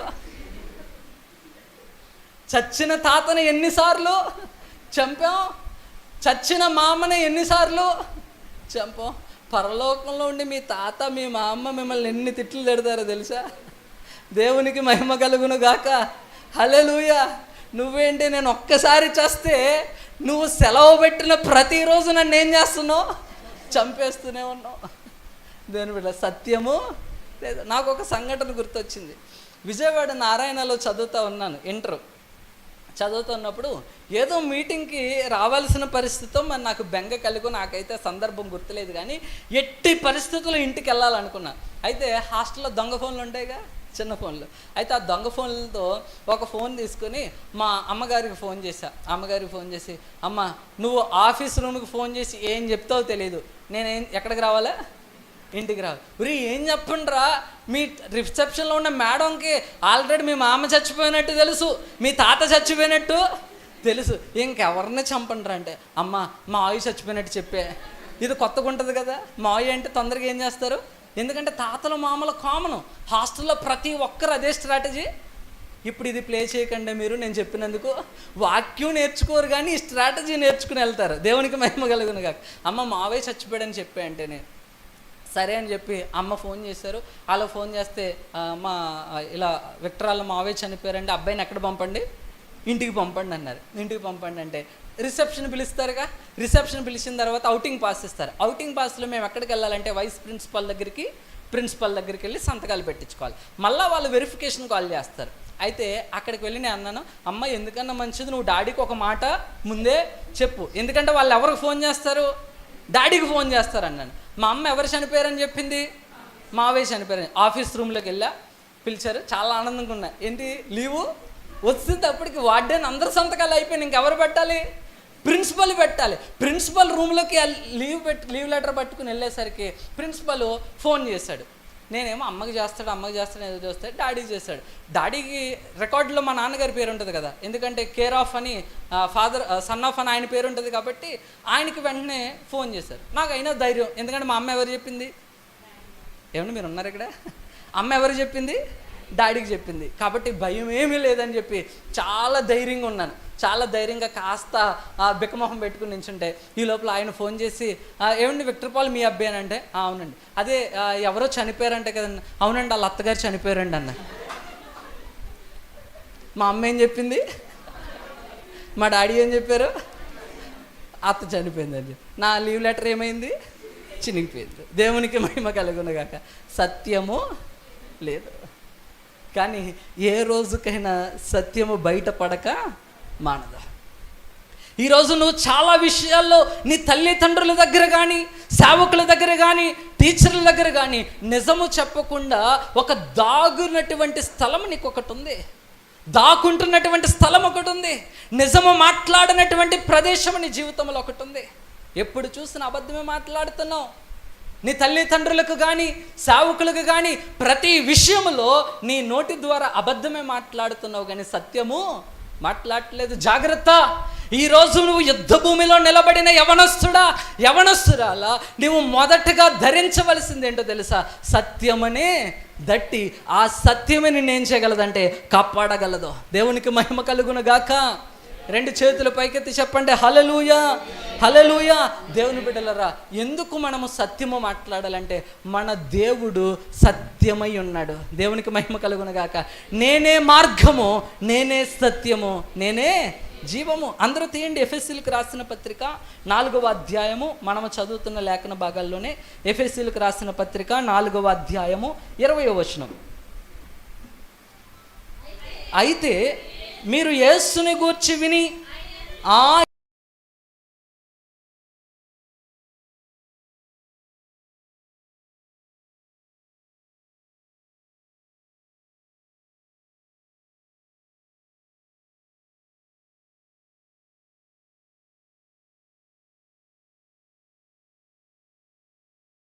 చెప్పండి, ఆయన యందు ఏముంది?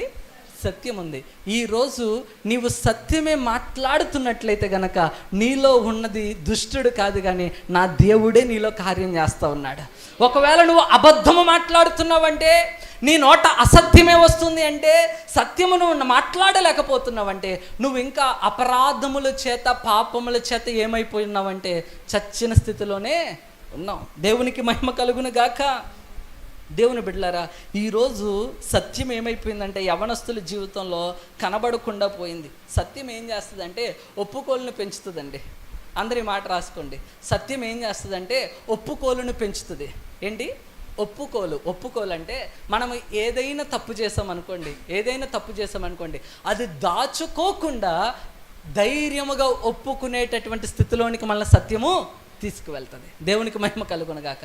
అందుకనే సత్యము మన ఒప్పుకోలను పెంచుతుంది. కాబట్టి మనము మన పాపములను ఒప్పుకొని దాని నుండి మనం ఏం పొందుకోవాలంటే విడుదలను పొందుకొనగలం. దేవునికి మహిమ కలుగునుగాక.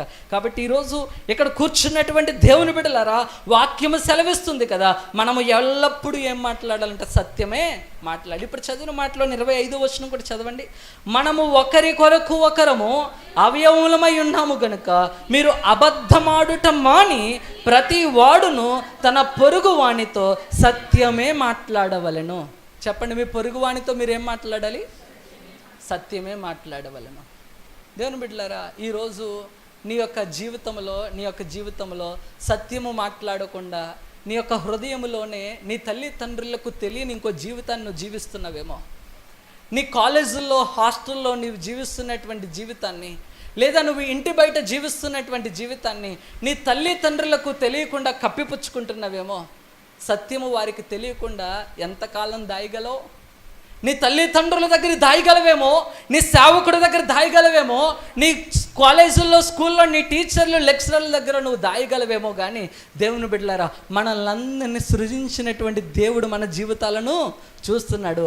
ఆయన దగ్గర మనం ఏం చేయలేమంటే దాయలేం. చాలా జాగ్రత్తగా దాయలేం. ఈరోజు చాలామంది జీవితాలు నేను ఎరుగుతున్న యవనస్తులుగా చాలామంది తమ తల్లిదండ్రులకు తెలియకుండా హాస్టల్కి వచ్చేసరికి, ఎందుకంటే నేను 11 సంవత్సరాలు హాస్టల్లో ఉన్నానండి. ఇది 2024 కదా. 2012 సంవత్సరం నుండి నేను హాస్టల్లోనే ఉన్నా, నా 10th క్లాస్ నుంచి. నాకు 2023లో పెళ్ళయింది. గత సంవత్సరం ఇదే రోజుల్లో పెళ్ళి అయ్యాక కూడా హాస్టల్కి వెళ్ళాను నేను. ఎంత భయంకరమైన జీవితమో చూడండి అది. పెళ్ళి అయ్యాక కూడా ఎక్కడికి వెళ్ళాను? హాస్టల్. ఇన్ని సంవత్సరాలు, ఇంచుమించు 11-12 సంవత్సరాలు నేను హాస్టల్లోనే జీవించాను. హాస్టల్లో యవనస్తులు ఏ విధంగా జీవిస్తున్నారన్నది నా కళ్ళకు కట్టినట్లుగా చూశానండి. ఇక్కడ తల్లిదండ్రులకు చూపించే జీవితం ఒకటి, తల్లిదండ్రులకు కనపడకుండా అసత్య జీవితం ఇంకొకటి లోపల. ఈరోజు ఇక్కడ కూర్చున్న నీ జీవితంలో కూడా ఉన్నాయిగా కొన్ని. నీ తల్లిదండ్రులకు కనబడనివి, నీ బంధువులకు కనబడనివి, నీ స్నేహితులకు కనబడనివి, నీ సేవకునికి కనబడనిది నీ జీవితంలో ఏదో నిన్ను నిలబడి చేస్తుంది ఒక పాపం. నువ్వు అది ఎవ్వరికి తెలియదులే అనుకుంటున్నావు. దేవుని బిడ్డ జాగ్రత్త, దేవుడు వెక్కిరింపబడడు. యవనస్తుడా, దేవుణ్ణి మోసం చేయలేవు. ఈ లోకములో నిన్ను కన్న తల్లిదండ్రులు మోసం చేయొచ్చు, నీవు మోసం చేయొచ్చు. వాళ్ళు మోసపోతారు, మనుషులే కాబట్టి. నువ్వు డబ్బులు అడిగితే దేనికి పడితే దానికి ఇవ్వచ్చు, కానీ నువ్వు దాన్ని దేనికి ఖర్చు పెడుతున్నావు వాళ్ళకి తెలియకపోవచ్చు. నువ్వు ప్రాజెక్ట్ అంటావు 5,000 రూపాయలు తీసుకెళ్తావు, అదంటావు 10,000 తీసుకెళ్తావు, ఇండస్ట్రియల్ విజిట్ అంటావు 20,000 తీసుకెళ్తావు. నీ తల్లిదండ్రులు నా బిడ్డ చదువుకుంటున్నాడులే అని చెప్పి నీకేం చేస్తున్నారు, డబ్బులు ఇస్తూ ఉన్నారు. కానీ నువ్వు దేనికి ఖర్చు చేస్తున్నావు డబ్బు? ఏదో ఎవరికి చెప్పుకొని జీవితం ఇంకొకటి ఉంది కదా, అందుకే కదా ఈ డబ్బంతా నువ్వు తగలేసేది. చాలామంది మగపిల్లలు అయితే కనబడని డబ్బంతా ఎవరికి తగలేస్తారంటే అమ్మాయిలకి పెట్టేస్తారు. ఈ అమ్మాయి ఏమో వీడి దగ్గర అంతా అయిపోయాక ఇంకొకరిని చూసుకుని ఆడు తెలిపోద్ది. ఈడేమైపోతాడు, పిచ్చోడు అయిపోతాడు, సూసైడు, ఆత్మహత్య. జుట్టు పెంచుకుని తిండి మానేసి, సంఘం మానేసి, సేవ మానేసి, అన్నీ మానేసి తిరిగి దేశదమ్మర్లాగా తిరుగుతుంటారు. అన్న మీ గురించి కాదు నేను చెప్పేది, దేవునికి మహిమ కలుగును గాక. ఏంటి మమ్మల్ని అంటున్నాడు ఏంటి అనుకుంటున్నారేమో. మీ జీవితాలు ఏటో నాకేమీ తెలీదు. నేను చింతాయిగూడెం రావడం మొదటిసారి. ఈ ఊరు ఎక్కడ ఉంటుందో కూడా తెలీదు. పాస్టర్ గారు సాయంత్రం ఫోన్ చేసి, తమ్ముడు ఎల్లమెల్లి స్టేజీ దగ్గర నుంచి రైట్ తిరిగితే రోడ్డు మీద మా చర్చ్ ఉంటుంది వచ్చే అన్నారు. అలా వచ్చాను. దేవునికి మహిమ కలుగును గాక. నేను మిమ్మల్ని ఎవరి గురించి నేను మాట్లాడలేదు, కానీ జనరల్గా ప్రతి యవనస్తుడు యవనస్తురాలు జీవితంలో ఇదే జరుగుతూ ఉంది. అవునంటారా కాదంటారా? అవునంటారా కాదంటారా? స్పందించాలి, మాట్లాడాలి. అవును, అసత్యం మిమ్మల్ని ఏలుబడి చేస్తుంది. కానీ యుద్ధ భూమిలో నిలవబడవలసినటువంటి నీవు నీ తల్లిదండ్రులను, నీ సేవకులను నువ్వేం చేయొద్దంట, మోసము చేయొద్దు. మోసము చేయకుండా ఇక నుండి నీ నోట నుండి నువ్వేం మాట్లాడాలి అంటే సత్యమే మాట్లాడాలి. అందుకనే ఒకసారి మీ పక్కన వాళ్ళ వైపు తిరగండి. అసలు మీ పక్కన ఎవరు కూర్చున్నారో చూసారు ఇప్పుడు వరకు? ఒకసారి మీ పక్కన వాళ్ళ వైపు తిరగండి, కాస్త వారి భుజం తట్టండి, లేదా వాళ్ళ షేక్ హ్యాండ్ ఇచ్చి ఈ మాట చెప్పండి, ఇక నుండి. ఏమన్నా మాట్లాడరా? పక్కన వాళ్ళ వైపు కూడా చూడరా? ఒక్కసారి తిరగండి, తిరిగి వాళ్ళ భుజం తట్టి ఈ మాట చెప్పండి, ఇక నుండి నీ నోట నుండి నీవు సత్యమే మాట్లాడుదువుగాక. ఆమేన్. చాలా బాగా స్పందించారు. దేవుడు మిమ్మల్ని మీ నోట సత్యముతో మిమ్మల్ని నింపునుగాక. నమ్మిన వారు స్తోత్రం చెప్పండి. హల్లెలూయా. దేవుని బిడ్డలారా, వద్దు అన్న అక్క, వద్దు. మోసకరమైన జీవితాలు మనకి వద్దు. తల్లిదండ్రుల్ని, సేవకులను, స్నేహితులను మోసపరిచి అసత్యమైన బ్రతుకులు మనకి వద్దు. ఇక నుండి ఉన్నది ఉన్నట్లుగానే మనము మాట్లాడదాం. ఎందుకంటే మన దేవునిలో ఏముందంటే సత్యం ఉంది, ఆయనే సత్యమై ఉన్నాడు. మనము సత్యము మాట్లాడితే మనలో ఎవరున్నట్లంటే దేవుడు ఉన్నట్లే. ఇంకొక మాట చెప్పేసి నేను తర్వాత మాటలోనికి వెళ్తాను, జాగ్రత్తగా వినండి. అపవాది అంట, చాలా జాగ్రత్త వింటున్నారా? అపవాది అంట పాట పాడే పెదవులకు భయపడ్డంట. ఏంటి? పాట పాడే పెదవులకు భయపడ్డంట. వాక్యము చదివే పెదవులకు భయపడ్డంట. రెండోది ఏంటి? వాక్యము చదివే పెదవులకు కూడా భయపడ్డు. మూడవదిగా ప్రార్థన చేసే పెదవులకు కూడా భయపడ్డు. మరి ఇంక దేనికి భయపడతాడంటే సత్యము మాట్లాడే పెదవులకు భయపడతాడు. నమ్మిన వారి స్తోత్రం చెప్పండి. హల్లెలూయా. మీరు పాట పాడినా, వాక్యము చదివినా, ప్రార్థన చేసిన అపవాది ఏం భయపడ్డు. ఎందుకంటే ఈ వాక్యం ఎవరికి తెలుసు? అపవాదికి కూడా తెలుసు. అందుకని మీరు వాక్యము చదివినంత మాత్రాన అపవాదేమి భయపడి మీ నుండి పారిపోయేవాడు కాదు. ఈ యుద్ధ భూమిలో నిలబడినటువంటి నీవు, ఈ యుద్ధ భూమిలో పోరాడుతున్నటువంటి నీవు అపవాదిని ఓడించాలి అంటే, అపవాది నీ నుండి పారిపోవాలి అంటే నీ నోట నుండి నీవు సత్యము పలకాలి. దేవునికి మహిమ కలుగును గాక. నువ్వు సత్యము మాట్లాడితే అపవాది ఏం చేస్తాడంట? పారిపోతాడంట. ఇప్పటికి ఎన్ని మాట్లాడుకున్నావు? ఒక్కటి మాట్లాడుకున్నాం. ఒక్క కవచము ఏంటది? సత్యమని దట్టి బెల్ట్ ధరించాలి మొదటిగా. రెండవదిగా చూద్దాం, చూడండి ఏంటో. ఇక్కడి నుంచి నేను కొంచెం ఫాస్ట్గా వెళ్తాను, సమయం అయిపోతుంది కాబట్టి. చదవండి తర్వాత మాట. ఇదే ఎఫెసీయులు రాసిన గ్రంథం 6వ అధ్యాయము. నీతి అను మైమరుపు తొడుగుకొని. చాలండి. నీతి అను మైమరుపు అంట. అందరిటి చూడాలి. నీతి అను మైమరుపు. దాన్ని ఏమన్నారంటే ఇంగ్లీష్లో బ్రెస్ట్ ప్లేట్ అన్నారు. అంటే ఈ పైన రొమ్మునకు ధరించుకునేది అనమాట. నీతి అనే మైమరుపు అంటే రొమ్మునకు. మీరు చూసారు యుద్ధానికి వెళ్ళే వాళ్ళకి ఇక్కడ ఒక చెస్ట్కి ఒకటి దట్టి ఒక కవచం ధరించుకుని ఉంటారు. దాన్ని ఏమన్నారంటే మైమరుపు అన్నారు. ఏమన్నారు? మైమరుపు అన్నారు. దేవునికి మహిమ కలుగును గాక. ఇది ఎక్కడ ఎందుకు పెట్టబడిందంటే ఈ యొక్క భాగము లోపలే మనిషికి ముఖ్యమైనటువంటి గుండె, కాలేయం ఇవన్నీ కూడా ఈ స్థలంలోనే ఉంటాయి. ఇవన్నీ చాలా భద్రంగా ఉండాలి. కాబట్టి ఇక్కడ ఏ మనిషి కన్నా ఒక బుల్లెట్ తగిలితే వెంటనే ఏమైపోతాడు? స్పాట్లో చనిపోతాడు. బాణం తగిలితే స్పాట్లో ఏమైపోతాడు?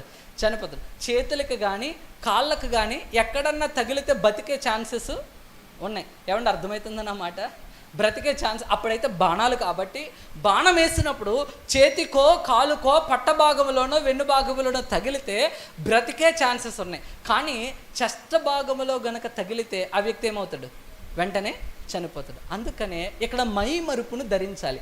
ఎందుకంటే ఇది ఒక వ్యక్తి యొక్క ప్రతి అవయవమును, బ్రతకడానికి ఉపయోగపడే ప్రతి అవయవముని ఇది ఏం చేయగలదంటే కాపాడగలదు.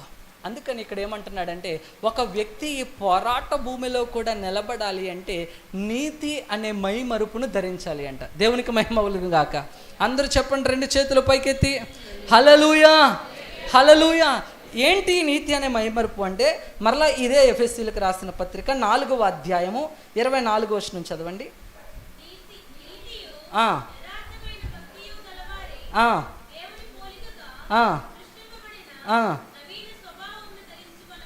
నవీన స్వభావమును ఆ పైన చూసుకున్నాం కదా, నీతియును యథార్థమైనటువంటి భక్తియు గలవారే. ఇక్కడ యథార్థమైన భక్తి అనుంది కానీ ఇంగ్లీష్ బైబిల్లో భక్తి అని లేదు, కానీ పరిశుద్ధత అని రాయబడి ఉంది. దేవునికి మహిమ కలుగును గాక. ఏమని రాయబడి ఉందండి? పరిశుద్ధత. ఈ నీతి, పరిశుద్ధత అనే ఈ 2 మాటలు కూడా ఒకదానికొకటి అనుసంధానము చేయబడినటువంటి మాటలు. ఇప్పుడు మనం అందరినీ ఏమి ధరించమంటున్నాడు అంటే పరిశుద్ధత అనేటటువంటి కవచాన్ని ధరించమని చెప్పి ఇదే ఎఫెసీయులకు రాసిన పత్రికలో 5వ అధ్యాయము 3వ వచనంలో ఒకసారి మనం చదివితే 5వ అధ్యాయం 3వ వచనం, మీలో జారత్వమే కానీ ఏ విధమైన అపవిత్రతయే కానీ లోభత్వమే కానీ వీటి పేరైనను ఎత్తకూడదు, ఇదే పరిశుద్ధులకు తగినది. దేవునికి మహిమ కలుగును గాక. ఇక్కడ చూడండి, నీతి అనే మైమరుపు ధరించుకోవాలంటున్నాడు. అంటే పరిశుద్ధులకు తగినవి కొన్ని ఉన్నాయి అంటున్నాడు. ఏంటి అంటే మనలోనికి జారత్వము కానీ అపవిత్రత కానీ మన జీవితంలోనికి ఏం చేయకూడదంటే రానివ్వకూడదు. ఏమంటే చాలా జాగ్రత్తగా రండి. నేటి దినాలలో ఏ యవనస్తురాలలో కూడా పరిశుద్ధత అనేది ఏం చేయట్లేదంటే కనపడట్లేదు. దేవునికి మహిమ కలుగును గాక. అందరూ నా వైపు చూడండి, అందరూ నా వైపు చూడండి, చాలా జాగ్రత్తగా వినండి. పరిశుద్ధత అనేది ఏం చేయట్లేదంటే కనపడట్లేదు. నేను మొన్న 3 రోజుల క్రితం, ఈరోజు ఏ వారం? సోమవారం కదండి. సోమవారం గడిచిన ఇదే రోజు సోమవారం నేను హైదరాబాద్ వెళ్ళాను. నా అమెరికా ప్రయాణం గురించి బయోమెట్రిక్స్ తంబేయాలి అంటే హైదరాబాద్లో అపాయింట్మెంట్ ఉంటే దాని గురించి నేను వెళ్తే మా సీనియర్ అన్న ఒక అన్న ఇంట్లో ఉన్నా. అయితే అన్న ఇంట్లో ఉన్న తర్వాత నేను చాలా విషయాలు మాట్లాడుకుంటూ ఉన్నాం. దేవుని గురించి, యవనస్తుల జీవితాల గురించి మేమిద్దరం కలిసినప్పుడు చాలా విషయాలు చర్చించుకుంటూ ఉంటాం. మాట్లాడుతున్న అన్న కూడా మంచి విశ్వాసి, దేవునిలో బలపడుతున్న వ్యక్తి, హైదరాబాద్లోనే సాఫ్ట్వేర్గా వర్క్ చేస్తూ ఉన్నాడు. అన్న ఇంట్లో ఉన్న నైట్ అయిన తర్వాత నేను అన్నాను, అన్న హైదరాబాద్ చాలా రోజులకు వచ్చాను, కాస్త ఇంట్లో కూర్చుంటే ఏదోలా ఉంది, కాస్త బయటికి వెళ్ళి వద్దాము అంటే ఏదన్నా టీయో జ్యూస్ ఏదన్నా తాగొద్దామంటే నైట్ 12, 11:30, 12 దాటిన తర్వాత నేను బండి మీద బయటికి వెళ్తే కొన్ని ప్లేసులకి అన్నీ ఎక్స్ప్లెయిన్ చేస్తున్నాడు. తమ్ముడు ఈ ప్లేస్లో ఇది ఉంటుంది, రేపొద్దున నువ్వు ఇక్కడికే రావాలి, తమ్ముకి నువ్వు ఏ టెన్షన్ పెట్టుకోక, అంటే ఆ ప్లేస్ చూసుకో, హైదరాబాద్లో ట్రాఫిక్ అంత ఉంటుంది కాబట్టి అవన్నీ చూపిస్తున్నాడు. నువ్వు రేపు ఇక్కడికి రావాలి, ఇచ్చేయాలి, అన్నీ చూపిస్తున్నాడు. అన్నీ చూపిస్తూ అక్కడ ఉన్న రూములు చూపించాడండి. రూములు చూపిస్తే బాయ్స్ పీజీ అని రాయబడి ఉంది. ఏంటి? బాయ్స్ పీజీ అంటే బాయ్స్ ఉండేటటువంటి హాస్టల్. తర్వాత గర్ల్స్ పీజీ అని ఉంది, అంటే అమ్మాయిలు ఉండేటటువంటి పీజీ. ఇంకొంచెం ఎదురుకు వెళితే నా గుండె పగిలిపోయేది ఒకటి కనబడిందండి.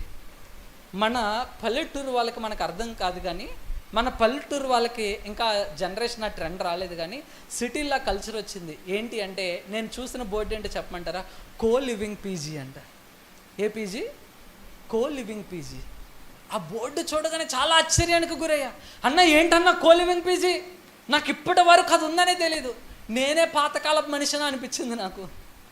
కోలివింగ్ పీజీ ఏంటన్నా అంటే, తమ్ముడు పెళ్ళి కాకుండానే ఒక అబ్బాయి ఒక అమ్మాయి కలిసి ఉండొచ్చు.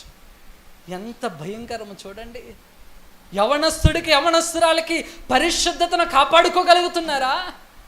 నీతిగా జీవించగలుగుతున్నారంటే లేదు దేవుని బిడ్డలారా. తల్లిదండ్రులకు ఆ జీవితం తెలుసా? వాళ్ళ కష్టపడి హాస్టల్లో చదివిస్తూ ఉంటే వాళ్ళు అనుకుంటూ ఉంటారు, ఏమని, నా కొడుకు కూతురు ఏం చేస్తున్నారు హైదరాబాద్లో జాబు. ఇక్కడ ఎవరైనా పొరిగింటోళ్ళు అడుగుతుంటే, అమ్మ మీ అబ్బాయి ఏం చేస్తున్నాడంటే, సాఫ్ట్వేర్ జాబ్ అండి, 50,000 రూపాయలు జీతం శాలరీ. అమ్మ మీ అమ్మాయి ఏం చేస్తుందమ్మండి, అమ్మ చదువు అవ్వగానే క్యాంపస్లోనే ఏమొచ్చింది, ప్లేస్మెంట్ వచ్చింది, జాబ్ వచ్చింది, మా అమ్మాయికి 60,000-70,000 శాలరీ అని నీ తల్లి తండ్రి గర్వంగా చెప్పుకుంటున్నారు నీ గురించి. కానీ నువ్వు ఉండేదేమో కోలివింగ్ పీజీలో. ఎక్కడ ఉంటున్నావు? కోలివింగ్ పీజీలో. పెళ్ళి కాకుండానే ఒక తెలియని అబ్బాయితో నువ్వు కలిసి ఏం చేస్తున్నావు, రూమ్లో నివాసం ఉంటున్నావు. తెలియని అమ్మాయితో నివాసం ఉంటున్నావు. ఎక్కడుంది పరిశుద్ధత? వీళ్ళిద్దరూ కలిసి పెళ్లి చేసుకుంటారో పెళ్లి చేసుకోరో తెలీదు. దేవుని బిడ్డలారా, ఈ మాట చాలా జాగ్రత్తగా కనిపెట్టుకోనండి.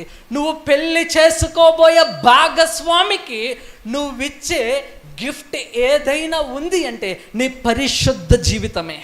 దేవునికి మహిమ కలుగునగాక. చాలామంది ఎంగేజ్మెంట్ అనగానే ఫోన్ గిఫ్ట్ ఇస్తుంటారు. నేను కూడా మా ఆవిడికి ఎంగేజ్మెంట్ అని తెలవగానే వెంటనే రాజమండ్రి వెళ్ళి గబగబా ఆ షాప్లోకి వెళ్ళి ఫోన్ గిఫ్ట్ తీసుకొచ్చి వచ్చాను. మొన్న మా ఫ్రెండ్ అయితే ఆడికి పెళ్ళి అయితే అమెరికా నుంచి వస్తా అసలు ఆవిడకి ఐఫోన్ గిఫ్ట్ తెచ్చాడు. అంటే చాలామంది అనుకుంటున్నారు, నేను కూడా అదే చేశాను, గిఫ్ట్ ఐఫోన్ ఇచ్చాను, అదే మాల్ ఫోన్ ఇచ్చానులేండి, ఐఫోన్ కొనే అంత స్థితి కాదు. కానీ దేవునికి మహిమ కలుగును గాక. ఆమె అప్పుడప్పుడు అనుకుంటుంది అందరూ ఐఫోన్లు ఇస్తున్నారు, నాకు ఇతరులు కొంటానులేదు, దేవునికి మహిమ కలుగును గాక, ప్రార్థన చేయి దేవుడు ఇవ్వాలని. అయితే చాలామంది ఏమనుకుంటారంటే ఐఫోన్లు గిఫ్ట్ ఇవ్వడం, లేదా బండ్లు గిఫ్ట్ ఇవ్వడం, వాచ్ గిఫ్ట్ ఇవ్వడం, నెక్లెస్లు గిఫ్ట్ ఇవ్వడం ఇవనుకుంటారు భాగస్వామికి ఇచ్చే గిఫ్ట్లు. నేను అంటున్నాను కదా, ఒక క్రైస్తవుడిగా ఒక క్రైస్తవురాలుగా నువ్వు నీకు కాబోయే భాగస్వామికి ఈ లోకానికి సంబంధించిన గిఫ్ట్ ఇచ్చినా ఇవ్వకపోయినా పర్లేదు, కానీ నీ పరిశుద్ధమైన జీవితాన్ని బహుమానంగా ఇవ్వాలకే. నీ యొక్క జంటను నా దేవుడు ఆశీర్వదిస్తాడు. నీవు ఫలించి అభివృద్ధి పొందుతావు. నేను అనేక మందికి ఆశీర్వాద కారణంగా నా దేవుడు నిన్ను చేస్తాడు. కానీ నీ యవ్వన జీవితాన్ని పాడు చేసుకోకన్నా చెల్లి, నీ యవ్వన జీవితాన్ని పాడు చేసుకోకు. చాలామంది ఒకడితో ప్రేమ, ఒకరితో పెళ్ళి, ఒకరితో కోలివింగ్, ఇంకొకటితో రూమ్ షేరింగ్. బాగాలేదు, బయట పరిస్థితులు బాగాలేదు. ప్రతి యవనస్తురాల చాలా జాగ్రత్త విను. దయచేసి ఈ లోక ప్రేమలంటూ లోక ప్రేమల వైపు ఏం చేయొద్దు, వెళ్ళొద్దు, దానివైపు ఎదురు చూడొద్దు. నీ తల్లిదండ్రులు చూపించినటువంటి మంచి సంబంధాన్ని చేసుకో. చాలామంది అంటారు ఒకరినొకళ్ళు అర్థం చేసుకోకుండా ఎలా కలిసి జీవించగలం. 1-3 నెలలు అయింది మా ఇద్దరికి పెళ్ళి, చాలా ఆనందంగా ఉన్నాం. దేవునికి మహిమ కలుగును గాక. తల్లిదండ్రులు చూసినటువంటి సంబంధం, మా ఇద్దరికి సంవత్సరంలో ఎటువంటి గొడవలు లేవు. ఇప్పటికి వచ్చి మా ఆవిడ నేను పుట్టింటికి వెళ్ళిపోతానన్న మాట అనలేదు. ఎప్పుడు అంటదా నేను 2 రోజులు ఊరెళ్ళొద్దాం అంటున్నాను, కానీ ఆవిడ నోట్లోంచి ఆ మాట రావట్లేదు. మొన్నే నేను హైదరాబాద్ వెళ్తున్నాను అంటే, అమ్మ ఒక్క 2 రోజులు మీ ఇంటికి వెళ్ళరా, నేను హైదరాబాద్ వెళ్ళాను, నేను వస్తా మీతో. అమ్మ లేదమ్మా ఒక్క 2 రోజులు వెళ్ళరా అంటే చివరికి వెళ్ళింది. వెళ్ళిన తర్వాత 2 రోజులు ఉంటాను, నేను గురువారానికి వస్తాను, మళ్ళీ గురువారం వద్దు కానీ అంటే సరే అయితే అంది. బుధవారం ఫోన్ చేసి నేను రేపు వచ్చేస్తున్నా, రేపు వద్దమ్మా శనివారం రా అన్నాను. వాళ్ళ మమ్మీ డాడీ వాళ్ళ చెల్లెళ్ళ దగ్గరికి వెళ్ళి మా ఆయన గారు నన్ను రేపు వచ్చేయమంటున్నారని చెప్పింది. దేవునికి మహిమ కలుగును కానీ. అమ్మ నేను రేపు రమ్మని ఎప్పుడు రమ్మన్నా. ఇవన్నీ ఎందుకు చెప్తున్నానంటే మేమిద్దరం ఒకరినొకరు బాగా అర్థం చేసుకున్నాం. ముందు మా ఇద్దరికి పరిచయాలు ఏమీ లేవు, కానీ ఇప్పుడు ఒకరినొకరు అర్థం చేసుకుంటూ మా జీవితంలో ఒక్కొక్కడుగు వేసి ఈరోజు పరిచర్యలు ఈ విధంగా వాడబడుతున్నాం. నా భార్యకేమీ సేవకుల యొక్క అనుభవం ఏమీ లేదు, తను కూడా ఒక విశ్వాసి కుటుంబంలోంచి వచ్చింది. సేవ అనుభవం ఏమీ తనకు తెలియదు. మాదేమో సేవకుల కుటుంబం, తనేమో సేవ అంటే ఏంటో తెలియదు. కానీ ఈరోజు తన ఆరాధన నడిపించగలుగుతుంది, నేను వాక్యము చెప్పగలుగుతున్నా. ఇద్దరం సంతోషంగా ఉన్నామా లేదా? ఆ మొహం చూడండి, మా ఆవిడ ఎప్పుడూ నవ్వుతూనే ఉంటుంది. దేవునికి మహిమ కలుగును గాక. స్తోత్రం చెప్పండి. ఏంటో కానీ అర్థం కాదు, నాకు ఎప్పుడన్నా కాస్తంత కోపం వచ్చి తిట్టినా నవ్వుతూనే ఉంటుంది. నాకు ఇంకెలా చెప్పాలో కూడా అర్థం కాదు. దేవుడు అంతా నవ్వే భార్యని ఇచ్చాడు. ఈ మాట అయితే చెప్తానంటే తల్లిదండ్రులు చూసినటువంటి సంబంధాలు ఎంత సంతోషంగా ఉంటాయి. దేవునికి మహిమ కలుగును గాక. కానీ ఇప్పుడు మా ఆవిడ నన్ను గౌరవంగా మర్యాదగా యావండి అని పిలుస్తుంది. ఏమని చెప్పండి, ఏమని పిలుస్తుంది? యావండి అని పిలుస్తుంది. నువ్వే కనుక నీకు నచ్చింది చేసుకున్నావు అనుకో, ఏమంటుంది? మొన్న పాస్టర్ గారు చెప్తాను, ఒరే సుబ్బారావా అంట. దేవునికి మహిమ కలుగును గాక. ఒరే అర్రే అని చెప్పి పేరు పెట్టి పిలుస్తుంది. యావండి, యావండి అన్న పిలుపులో ఎంత బాగుంటుంది. మాట్లాడరే, బాగుంటుందా బాగోదా? యావండి అని కావాలా, ఒరే అని కావాలా? ఏమండి అన్నలు మాట్లాడట్లేదే. మీ నవ్వుని చూస్తే అర్థమైంది, యావండి అనే పిలుపుకే ఎదురు చూస్తున్నారు. దేవుడు మిమ్మల్ని యావండి అని పిలిచే భార్యలను ఇచ్చును గాక. ఎంతమంది పెళ్ళయిందండి మీలో? మీకు ఆల్రెడీ ఇచ్చాడు, అయితే మీరు దించేయండి. దేవుడు మహిమ కలుగును గాక. ఇద్దరు తప్ప మిగిలిన వారంతా కూడా పెళ్ళి కాని వారే. కాబట్టి దేవుడు మీకు మంచి పరిశుద్ధమైన భాగస్వాములను దేవుడు మీకు ఇచ్చును గాక. మీకు కూడా పరిశుద్ధమైన భర్తలను దేవుడు మీకు బహుమానముగా ఇచ్చును గాక. ఏమంటే చెప్తున్నాను, మీకు పరిశుద్ధమైన భర్త కావాలి అంటే మీరు పరిశుద్ధంగా జీవించాలి. మీకు పరిశుద్ధమైన భార్య కావాలి అంటే మీరు పరిశుద్ధంగానే జీవించాలి. అందుకని మరలా చెప్పి నేను ముందు మాటకి వెళ్తాను. మీరు మీ భాగస్వామికి ఇచ్చే బహుమానం ఏదైనా ఉంది అంటే అది నీ పరిశుద్ధ జీవితమే. దేవునికి మహిమ కలుగునగాక. నా మాటలు మీకు అర్థమవుతున్నాయి అనుకుంటున్నాను. ఈ రాత్రికాల సమయం పైబడుతూ ఉంది. నేను ఇంకా చెప్పవలసిన మాటలు అనేకమైన ఉన్నాయి కాబట్టి ఇంకొంచెం ఎదరికి వెళ్తాను. రెండైన మొదటిగా ఏంటి? సత్యమనే దట్టి. ఎక్కడికి వెళ్ళినా మనం ఏం మాట్లాడాలి? సత్యమే మాట్లాడాలి. రెండవదిగా ఏంటి? నీతి అనే మైమరుపు. మన జీవితంలో ఎక్కడికి వెళ్ళినా కూడా మనం ఎలా జీవించాలి? పరిశుద్ధంగానే జీవించాలి. మందిరంలోకి వస్తేనే కాదు పరిశుద్ధత, తెల్లబట్టలు.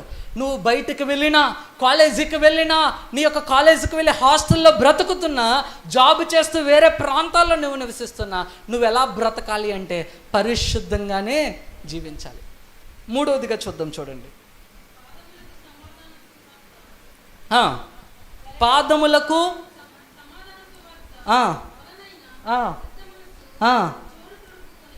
బలమైన సిద్ధ మనసు అను జోడు తొడుగుకొని. దేవునికి మహిమ కలుగునగాక. చెప్పండి, మూడోదిగా ఏం ధరించుకోవాలంట? జోడు ధరించుకోవాలంట. ఎందుకు పౌలు గారు జోళ్ళు గురించి రాస్తున్నారు అంటే, ఈ యుద్ధానికి వెళ్ళే సైనికులను ఆయన చెరసాల్లో ఉన్నాడు కదండి. ఏమండి వింటున్నారా? చెరసాల్లో ఉన్నాడు కదా. చెరసాల్లో సైనికులను చూస్తూ ఉన్నాడు.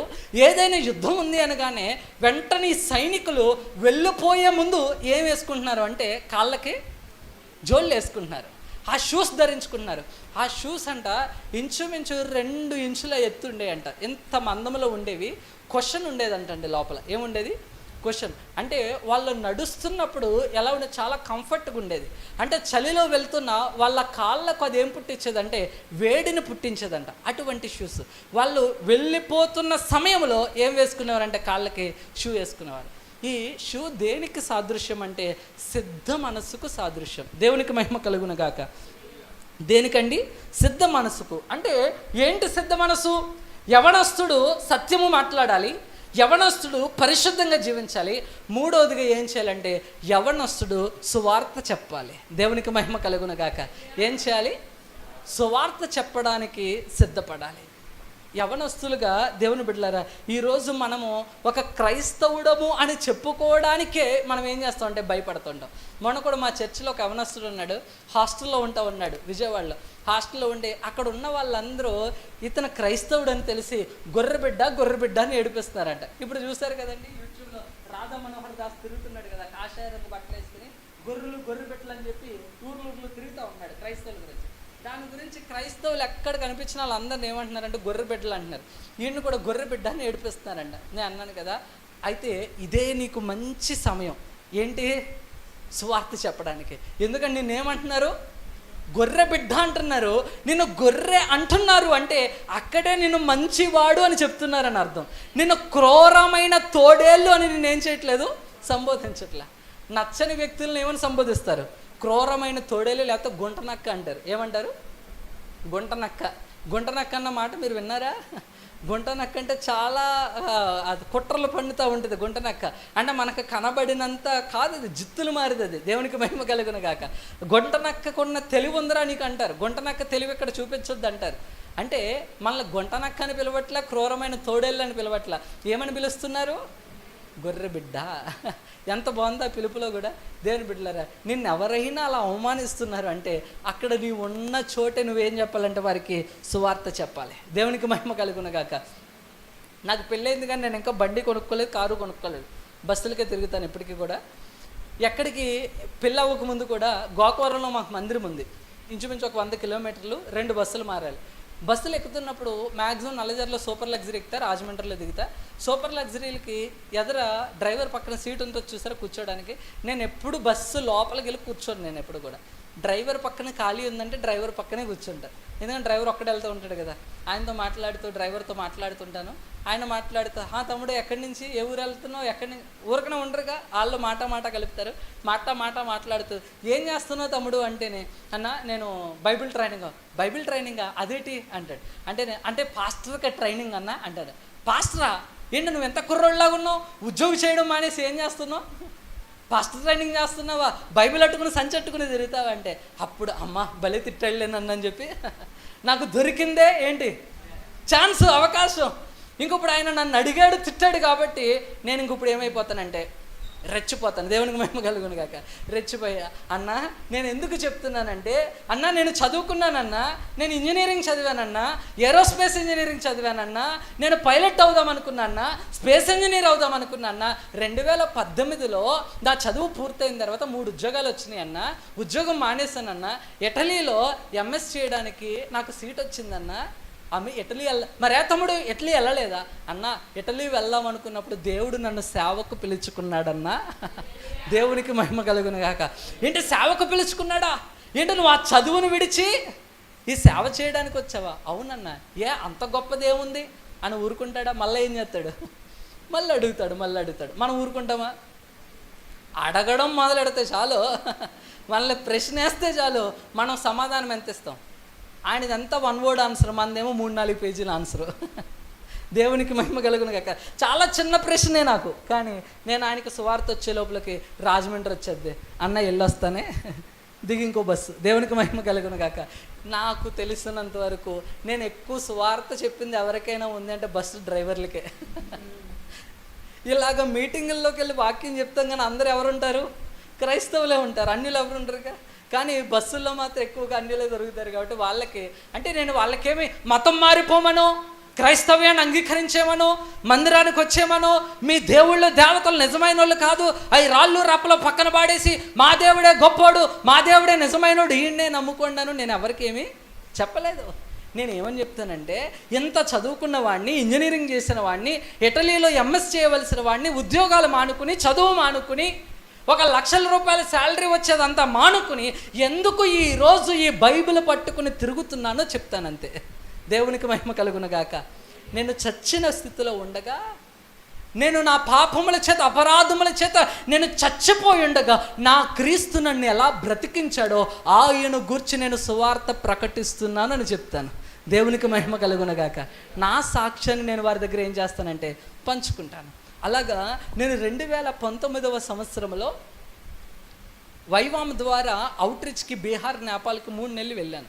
నేపాల్లో, బీహార్లో, సిలిగురిలో, వెస్ట్ బెంగాల్లో, కలకత్తాలో, డార్జిలింగ్లో 3 నెలలు పరిచర్య చేశాను.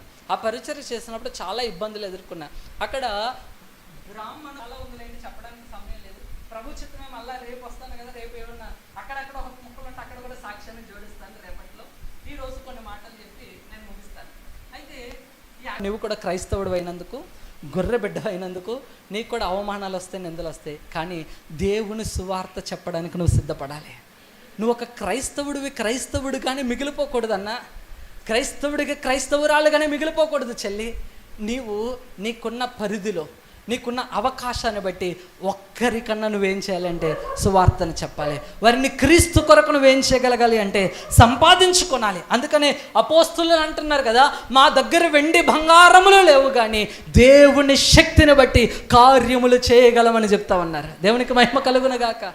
మనము కూడా ఈ లోకానికి ఇవ్వడానికి మన దగ్గర వెండి బంగారాలు లేవండి. మన దగ్గర ఏముందో తెలుసా? దేవుని శక్తి ఉంది, దేవుని జీవం ఉంది, దేవుని మహిమ ఉంది. అదే ఇతరులకు మీరు ఏం చేయాలి అంటే పంచి పెట్టగలగాలి. దేవునికి మహిమ కలుగును గాక. హల్లెలూయా, హల్లెలూయా. ఈ రాత్రి నా మాటలు వింటున్నటువంటి మీరు, ఇంకా చాలా మాటలు ఉన్నాయి, సమయం లేదు, 10:30 అయిపోయింది కాబట్టి నేను ముగిస్తూ ఉన్నా. ఎంతకన్నా ఎక్కువ చెప్పినా కూడా మీరు వినలేరు, తీసుకోలేరు. కాబట్టి నా మాటలు ముగింపులోనికి వస్తా ఉన్నా. జాగ్రత్తగా వినండి. ఈ 3 విషయాలను బట్టి రాత్రి నువ్వు సిద్ధపడగలిగితే, ఒక యుద్ధ భూమిలోనికి వెళుతున్న ఒక లోక సంబంధమైన పోరాట యోధుడు ఎంత సిద్ధపడి ఎన్ని ధరించుకుంటాడో, ఈరోజు కంటికి కనబడనటువంటి శక్తులతో, కంటికి కనబడనటువంటి అంధకార సంబంధులతో, కంటికి కనబడనటువంటి అపవాదితో, దేవుని బిడ్డలారా అక్కడ తంత్రములు అని రాయబడి ఉందండి. అపవాది తంత్రాలు అంట. ఏంటండి అపవాది తంత్రాలు? బైబిల్లో కేవలం 2 సార్లే రాశారు ఆ మాట. కేవలం 2 సార్లే రాశారు తంత్రాలు అన్నమాట. తంత్రం అంటే ఏంటో తెలుసా? మనము ఊహించినటువంటి ప్లాన్ అన్నమాట. ఏంటది? మనం ఊహించినటువంటి ప్లాన్. అందుకని ఇదే అపోస్తులుడైనటువంటి పౌలు గారు హెబ్రీ సంఘానికి ఉత్తరం రాస్తూ 12వ అధ్యాయం మొదటి వచనం ఎవరు తీయొద్దు కానీ, ఇదిగో మీ ప్రతి పాపమును సులువుగా చిక్కులు పెట్టు పాపమును విడిచిపెట్టి అంటున్నాడు. ఏంటంట? సులువుగా చిక్కులు పెట్టు పాపమును విడిచిపెట్టి. అంటే ప్రతి క్రైస్తవుడికి, క్రైస్తవురాలికండి, అవనస్తులకండి పాపం అంటే ఏంటో తెలియకుండా అయిపోయింది నేటి దినాల్లో. ఏంటంటే పాపం ఏం చేస్తుందంటే సులువుగా చిక్కులు పెట్టేస్తుంది. అంటే పాపం అనే మనకు అర్థం అవ్వట్లేదు. అంటే పరిస్థితులను మనం ఏం చేస్తున్నామంటే జనరలైజ్ చేస్తున్నాం, సాధారణం చేస్తున్నాం.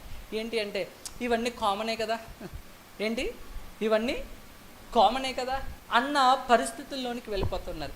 సినిమాలు చూడకూడదా? అదేంటి ఈ జనరేషన్లో కామనే కదా, బైబిల్ ఎక్కడ సినిమాలు చూడకూడదని విన్నారా మాట? ఏమన్నా మాట్లాడలేదని మీరు? పాస్టర్ గారిని కూడా అడిగిన వాళ్ళు చాలామంది ఉన్నారు. పాస్టర్ గారు వాక్యంలో సినిమాలు చూడొద్దు అన్నారు. బైబిల్లో ఎక్కడా రాసుంది? సినిమా అన్న మాట ఎక్కడన్నా రాసుందా చెప్పండి అంటారు. అలాగే చాలామంది కూడా ఈ బ్లూ ఫిలిమ్స్, నీలి చిత్రాలు చూస్తూ ఉంటారు, ఫోటోగ్రఫీ, పాన్ చూస్తూ ఉంటారు. పాన్ చూసి బైబిల్లో కూడా పాన్ చూడకూడదని రాయలేదుగా, మరి చూడొచ్చా చెప్పండి? సరే, సినిమాలు చూడకూడదు అన్నావు, మరి ఇప్పుడు పాన్ చూడొచ్చా? యాక్సిడెంట్ అయిందని చెప్పి నువ్వు బయటకు రాలేదు అని చెప్పి నన్ను ఆపేశారు. చోట ఆపేస్తే ఒక లోకల్లో మీరిద్దరూ వెళ్ళి పరిచయం చేయండి, నాతో పాటు హిందీ ట్రాన్స్లేషన్కి ఇంకొక అబ్బాయిని వదిలేసి వెళ్ళిపోయారు. అది ఎక్కడంటే తెందారియా ప్రాంతంలో, వెస్ట్ బెంగాల్లో, డార్జిలింగ్కి ఒక 50 కిలోమీటర్ల దిగువ భాగంలో కొండ మీద. అయితే మేము కొండలు ఎక్కుతూ ఒక్కొక్క ఇంటికి వెళ్ళి సువార్త చెప్తాము. సువార్త చెప్తుంటే మాకు తెలియకుండా ఒక డోర్ నొక్కాం, చాలా యాక్ట్ చేసి అటు ఇటు తిరిగి వెళ్ళిపోతున్నాం. కానీ ఆ పంతులు కనిపెట్టాడు, మా చేతుల్లో బైబిల్ ఉన్నాయి, లోపలికి రా అన్నాడు. లోపలికి రా అంటే అమ్మ వీడంటారా లోపలికి రమ్మంటున్నాడు అని చెప్పి మేము చెప్పులు ఇప్పుతుంటే చెప్పులు వేసుకుని రమ్మంటున్నాడు. నేను చెప్పులు బయట ఇప్పమన్నా బాగుండు, మా వాళ్ళు ఎత్తుక్కుంటూ వచ్చి చెప్పులు ఎక్కడ ఉన్నాయని ఎక్కడికి వస్తారు, లోపలికి వస్తారు. వీడు ఏం రమ్మంటున్నాడు, చెప్పులు కూడా బయట వదలొద్దు అంటున్నాడు అని చెప్పి చెప్పులు వేసుకుని లోపలికి వెళ్ళగానే డోర్ వేసాడు, గొలుం పెట్టాడు.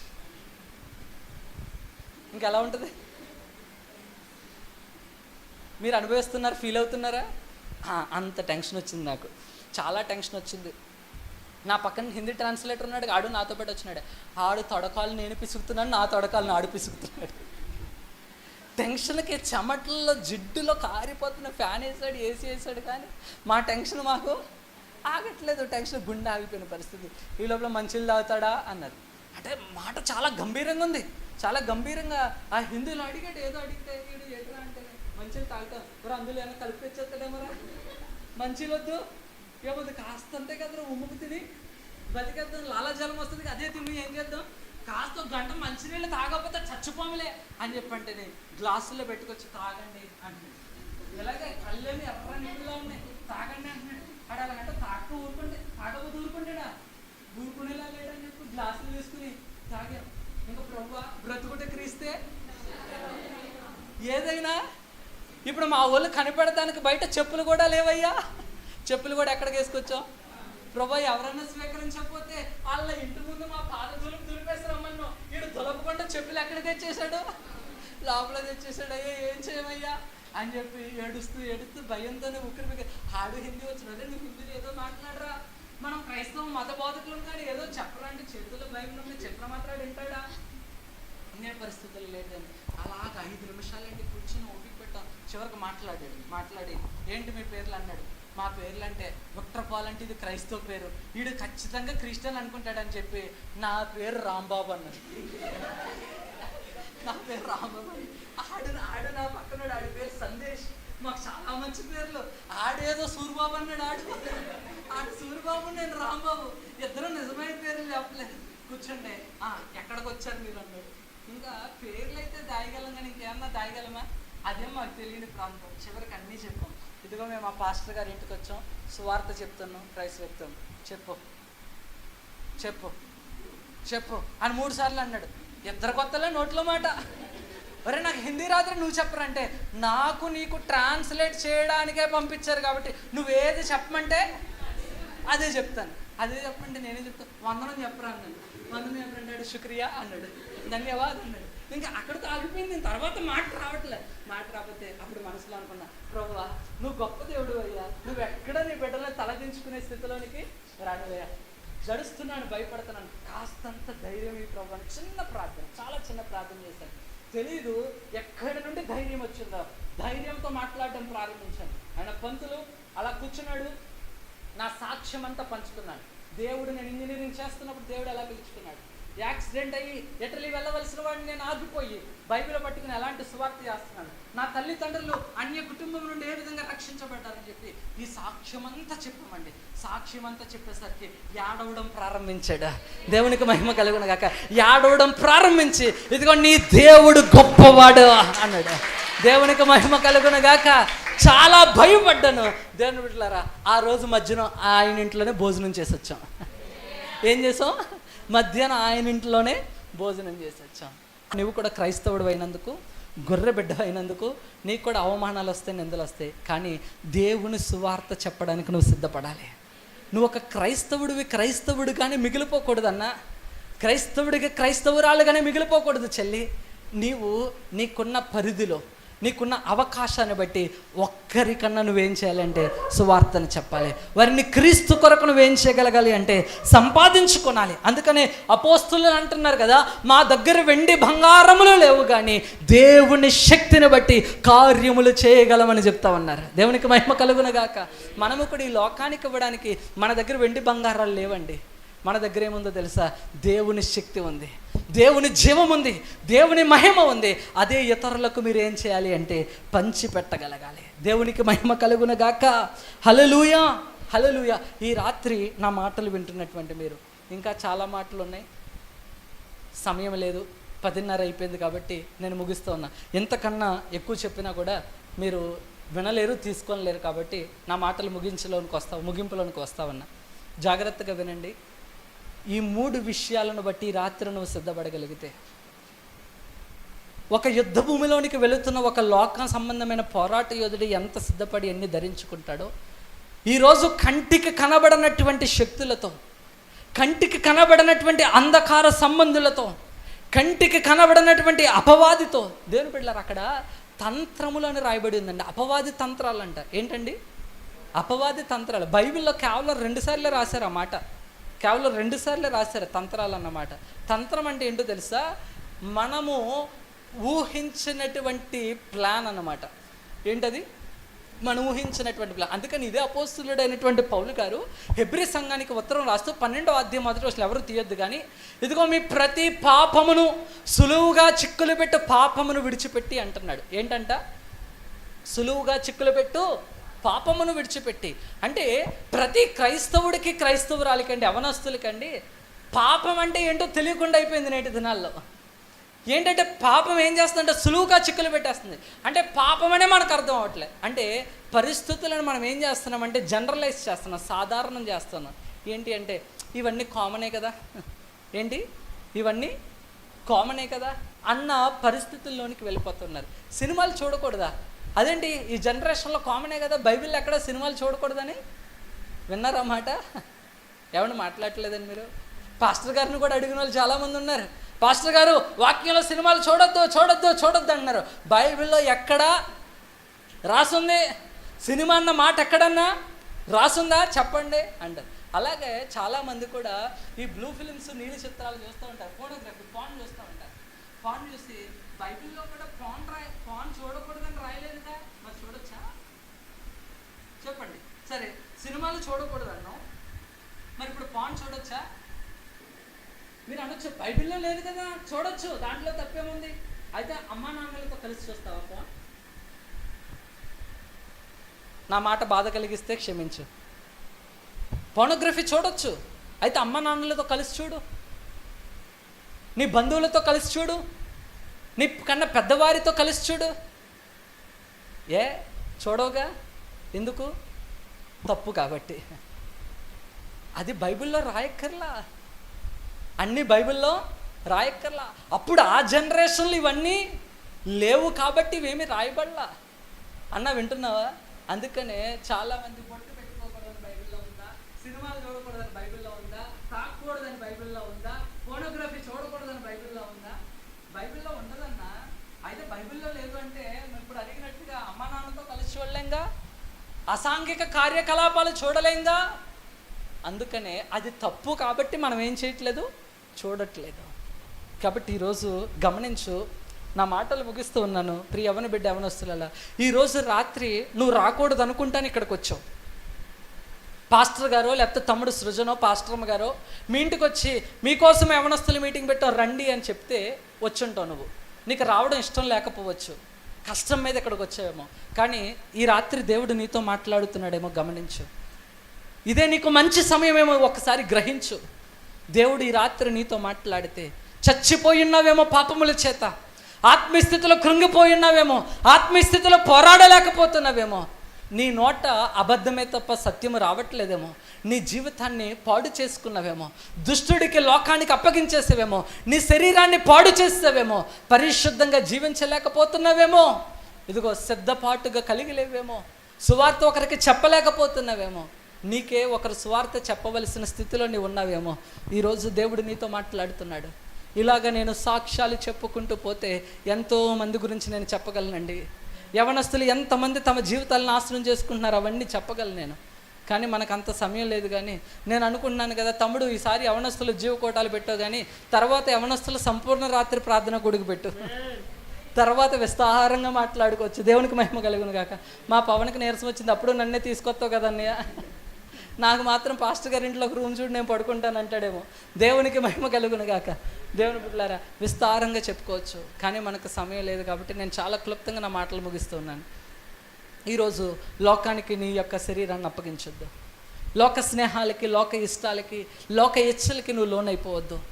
దేవుని కొరకు బ్రతకాలి. నువ్వు దేవుని సైన్యంలో ఒక సైనికుని వలె పోరాడాలి. అందుకని పౌలు గారు అంటున్నారు కదా, చచ్చిపోయిన నిన్ను బ్రతికించాడు, కూర్చుండబెట్టాడు, లేపాడు, నడిపించాడు. కానీ తుదకు నువ్వేం చేయాలో తెలుసా? పోరాడాలి. దేవునికి మహిమ కలుగునగాక. కూర్చుంటే సరిపోదన్నా, మందిరానికి వచ్చి కూర్చుంటున్నాను వాక్యం వింటున్నానంటే సరిపోదు చెల్లి, నువ్వు పోరాడాలి. ఆత్మ జీవితంలో ఆత్మీయ స్థితిలో పడిపోయి ఉన్నావు నువ్వు. అందుకే నీకు నొప్పి కలగట్లా, పాపం చేసినా నీకు బాధ కలగట్లా, తప్పు చేసినా పర్లేదులే అనుకుంటున్నావు, కామన్ చేసేస్తున్నావు. పరిస్థితుల్ని కామన్ అయిపోయింది, రేషనలైజ్ అయిపోతున్నాయి, జనరలైజ్ అయిపోతున్నాయి పరిస్థితులు. అందరూ చేస్తున్నారు, నేను కూడా చేస్తున్నాను. అందరూ సినిమాలు చూస్తున్నాను, నేను కూడా చూసాను. అందరికీ బాయ్ ఫ్రెండ్ ఉన్నాడు, నాకు కూడా. అందరికీ గర్ల్ ఫ్రెండ్ ఉంది, నాకు కూడా. అన్న అందరూ నరకానికి వెళ్ళిపోతారు, నువ్వు కూడా వెళ్తావా? దేవుడు నిన్ను బ్రతికించింది అందుకేనా? చచ్చిన స్థితిలో ఉన్న మనల్ని లేపాడన్న ఆయన నీకోసమే కదా. ఆయన 2024 సంవత్సరాల క్రితం ఆ పరలోకమును విడిచి దిగి వచ్చాడు. పరలోకమును విడిచి దిగి వచ్చాడు. ఈయన సాధారణమైన దేవుడు కాదు, సాధారణమైన దేవుడు కాదు. నువ్వు ఈరోజు ఏ మందిరంలో అయితే కూర్చున్నావో, ఏ దేవుడి గురించి అయితే ఈ మాటలు వింటున్నావో, ఆయన సజీవుడైనటువంటి దేవుడు. నీ కొరకు రక్తము కార్చి ప్రాణం పెట్టిన దేవుడు అన్నా. నీ పాపపు స్థితిలో ఉంటే, మురికి స్థితిలో ఉంటే, మురికి గుడ్డలతో నీవు ఉంటే ఎవడు నీ దగ్గరికి రాడు. ఈ లోకంలో ఎవడు రాడు నీ దగ్గరికి. నువ్వు మురికి గుడ్డలతో పని చేసిన బట్టలతో నువ్వు ఇంటికి వెళ్తేనే నీ ఇంట్లో నీ కన్న తల్లిదండ్రులు కూడా నిన్ను కౌగిలించుకోవడానికి ఏం చేయరంటే ఇష్టపడరు. కానీ నా దేవుడు, నువ్వు మురికి గుంటలో ఉన్నా, పాపములో చచ్చిపోయి ఉన్నా, పాపములో పాడైపోయి ఉన్నా, నీ యవ్వనాన్ని నాశనము చేసుకున్నా, నా దేవుడు తన 2 హస్తాలు చాపి నిన్ను కౌగిలించుకోవడానికి ఇష్టపడతా ఉన్నాడు. ఆయన నిన్ను శాశ్వతమైన ప్రేమతో ప్రేమిస్తున్నాడు. ఆయన నిన్నే ప్రేమిస్తున్నాడు. ఆయన అనుకోవద్దు నేను పాపంలో చచ్చిపోయింది తమ్ముడు, ఇంక దేవుడు నా లాంటి వాడిని మార్చలేడు, దేవుడు నన్ను బాగు చేయడు, నన్ను కాపాడలేడు. లేదు లేదు, దేవుడు నీ కోసమే వచ్చాడు. వాక్యంలో రాయబడింది, లోకసువార్త 19:11 నశించిన దానిని వెతకి రక్షించుటకే మనుష్య కుమారుడి లోకానికి వచ్చాడు. నశించిపోయాం, పాడైపోయాం, దిగజారిపోయాం, కృంగిపోయాం, పతనావస్థలోనికి వెళ్ళిపోయాం. కానీ దేవుడు మన కోసమే వెతుక్కుంటూ ఈరోజు ఈ లోకానికి వచ్చాడు.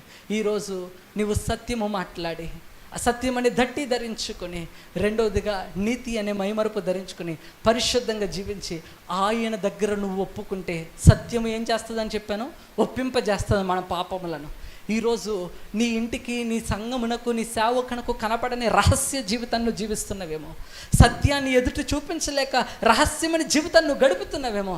ఈ రాత్రి దేవుని సన్నిధిలో ఒప్పుకో. దేవుని సన్నిధిలో ఒప్పుకున్న తర్వాత నువ్వు బయటకు వెళ్ళు. ఇదిగో నీ గుండెల్లో ఉన్న భారమంతా ఈ రాత్రి నువ్వు ఇక్కడ విడిచిపెట్టేయాలి. నీ పాపపు జీవితాన్ని ఇక్కడ విడిచిపెట్టేయాలి. పరిశుద్ధంగా నువ్వు ఇంటికి తిరిగి వెళ్ళాలి. దేవునికి మహిమ కలుగునగాక.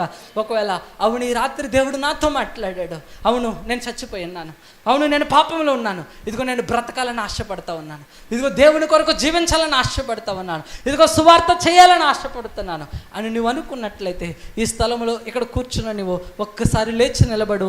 ప్రార్థన చేసుకుని మనం ముగించుకుందాం. ఈ స్థలంలో ఎక్కడున్న నీవు, అవును నా జీవితాన్ని నేను ఈ లోకానికి అప్పగించేశాను, ఇదిగో ఇప్పుడు ఒక తీర్మానం తీసుకుంటాను అన్నవారు మాత్రం లేచి నిలబడండి.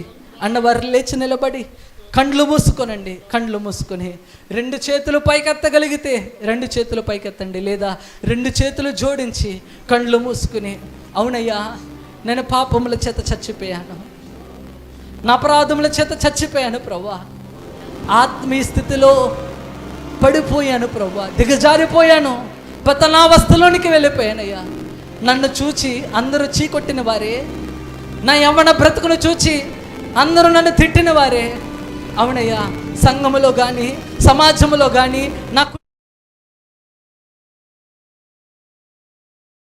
కానీ ఈ రాత్రి నీ వాక్యము ద్వారా నాతో మాట్లాడావు, నీ వాక్యము ద్వారా నన్ను దర్శించావు.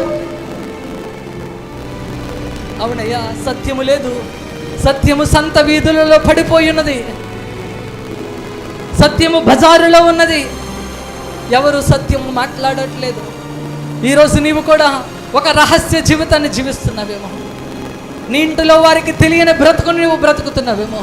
ఈరోజు దేవుడు నీతో మాట్లాడుతున్నాడు. ఇప్పుడే ఆ రహస్య జీవితాన్ని విడిచిపెట్టాయి. ఇంట్లో వాళ్ళకి తెలియకుండా సిగరెట్ కాలుస్తున్నావేమో, ఎవరికి తెలియదు అనుకుంటున్నావు, మందు తాగుతున్నావు, నీ ఇష్టానుసారంగా జీవిస్తూ ఉన్నావు, తెలియకుండా బాయ్ ఫ్రెండ్ని గర్ల్ ఫ్రెండ్ని నువ్వు మెయింటైన్ చేస్తున్నావేమో, ఎవరికి తెలియదు అనుకుంటున్నావు. దేవుని బిడ్డలారా దేవుడు చూస్తున్నాడు నిన్ను, దేవుడు చూస్తున్నాడు. ఈరోజు ఒక చిన్న ప్రార్థన, అయ్యా నన్ను క్షమించు. ఈ మాట చెప్పండి దేవునితో, అయ్యా నన్ను క్షమించు. నువ్వు ఇక్కడ బలత్కారముతోనే వచ్చి ఉండొచ్చు, కానీ దేవుడు ఈ రాత్రి నీతో మాట్లాడుతున్నాడు.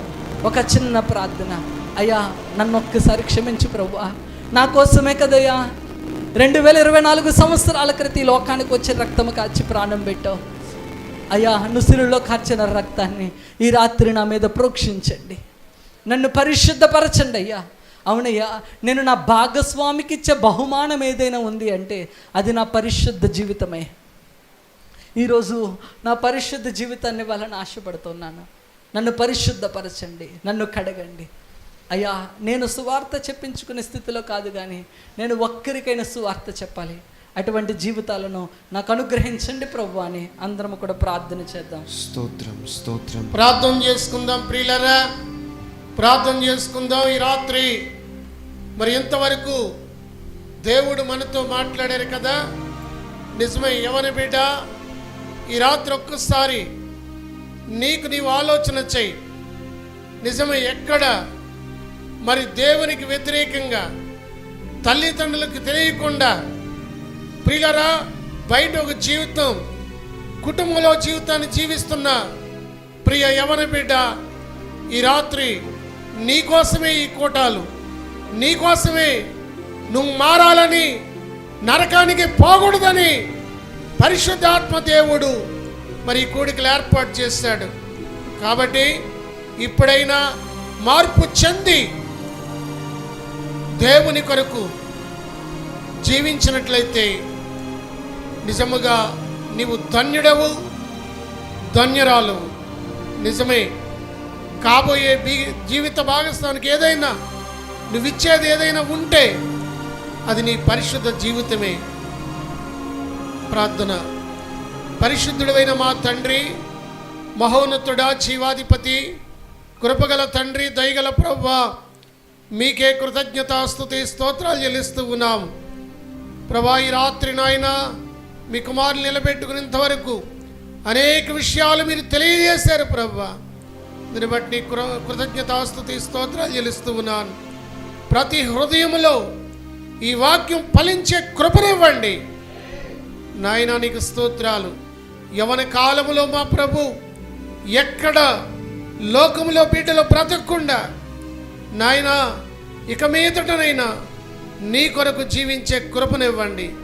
నిన్ను వెంబడించాలి ప్రభువా, సత్యమును నాయన నీకు స్తోత్రాలు నాయన పలికి నిజముగా నా తండ్రి వీరు దేవుని బిడ్డలని గ్రామమే కాదు అనేక మంది ప్రభువా వీరిలో నుండి నిన్ను చూడాలి వేస్తున్నామములో ఆ కృపనివ్వండి. ఈ రాత్రి ఇంత ఆశీర్వాదకరంగా ఈ కొడుకు జరిగించారు.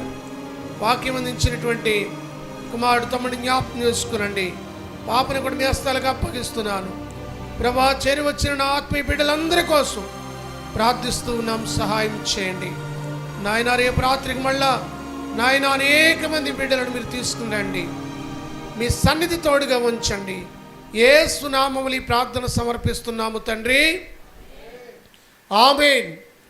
తండ్రి అయిన దేవుని ప్రేమ, కుమారుడైన యేసుక్రీస్తు యొక్క కృప, పరిశుద్ధాత్మని యొక్క సహవాసము సన్నిధి చేరి ఉన్న మనకి, లోకములో మనవలే ప్రార్థిస్తున్న వారందరికీ రేపు రాత్రి జరబోయే కూడికి కూడా సదా తోడైననుగాక.